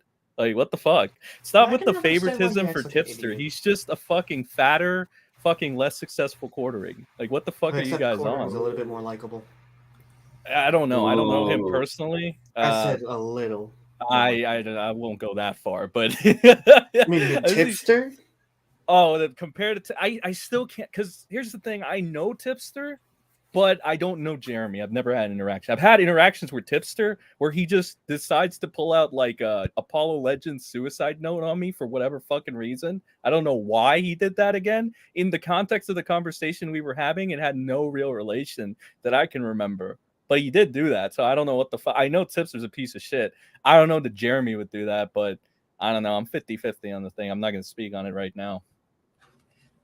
The point, gentlemen, is that how is Quartering, the guy that everybody is like ratioing on Twitter, and it's like everybody against them and shit, and you see everybody laughing and trying to, like, how is he getting more numbers still on his streams than, like, you know, like a Tipster or a fucking, like, I guess he rivals with Augie, maybe him and Augie have the same pull, I guess, but like, I don't know, man. Maybe it's just because Quartering has 1 mil subs, maybe. I mean, but yeah, I mean, the man does probably have more clout. I would leave it at that and just be like, that has to be it. But I've just seen big channels just pull in so low numbers too. Like I think that Dumpy, because they don't. That Dumpy guy has 100K plus, like what, 2-3 times the amount as Augie right now. I think he's streaming to less than 100 people. He couldn't even crack 100 guys, I'm plus. sorry, I gotta take my dog out to. Oh, okay, yeah, no problem. Point is, numbers can be deceiving people. That's all. End it? Did he end it? I think the motherfucker. Take the dog. Wait, out the and we motherfucker just continue. ended. I'm ending it now. Oh, I was waiting for you to finish talking. Oh my god.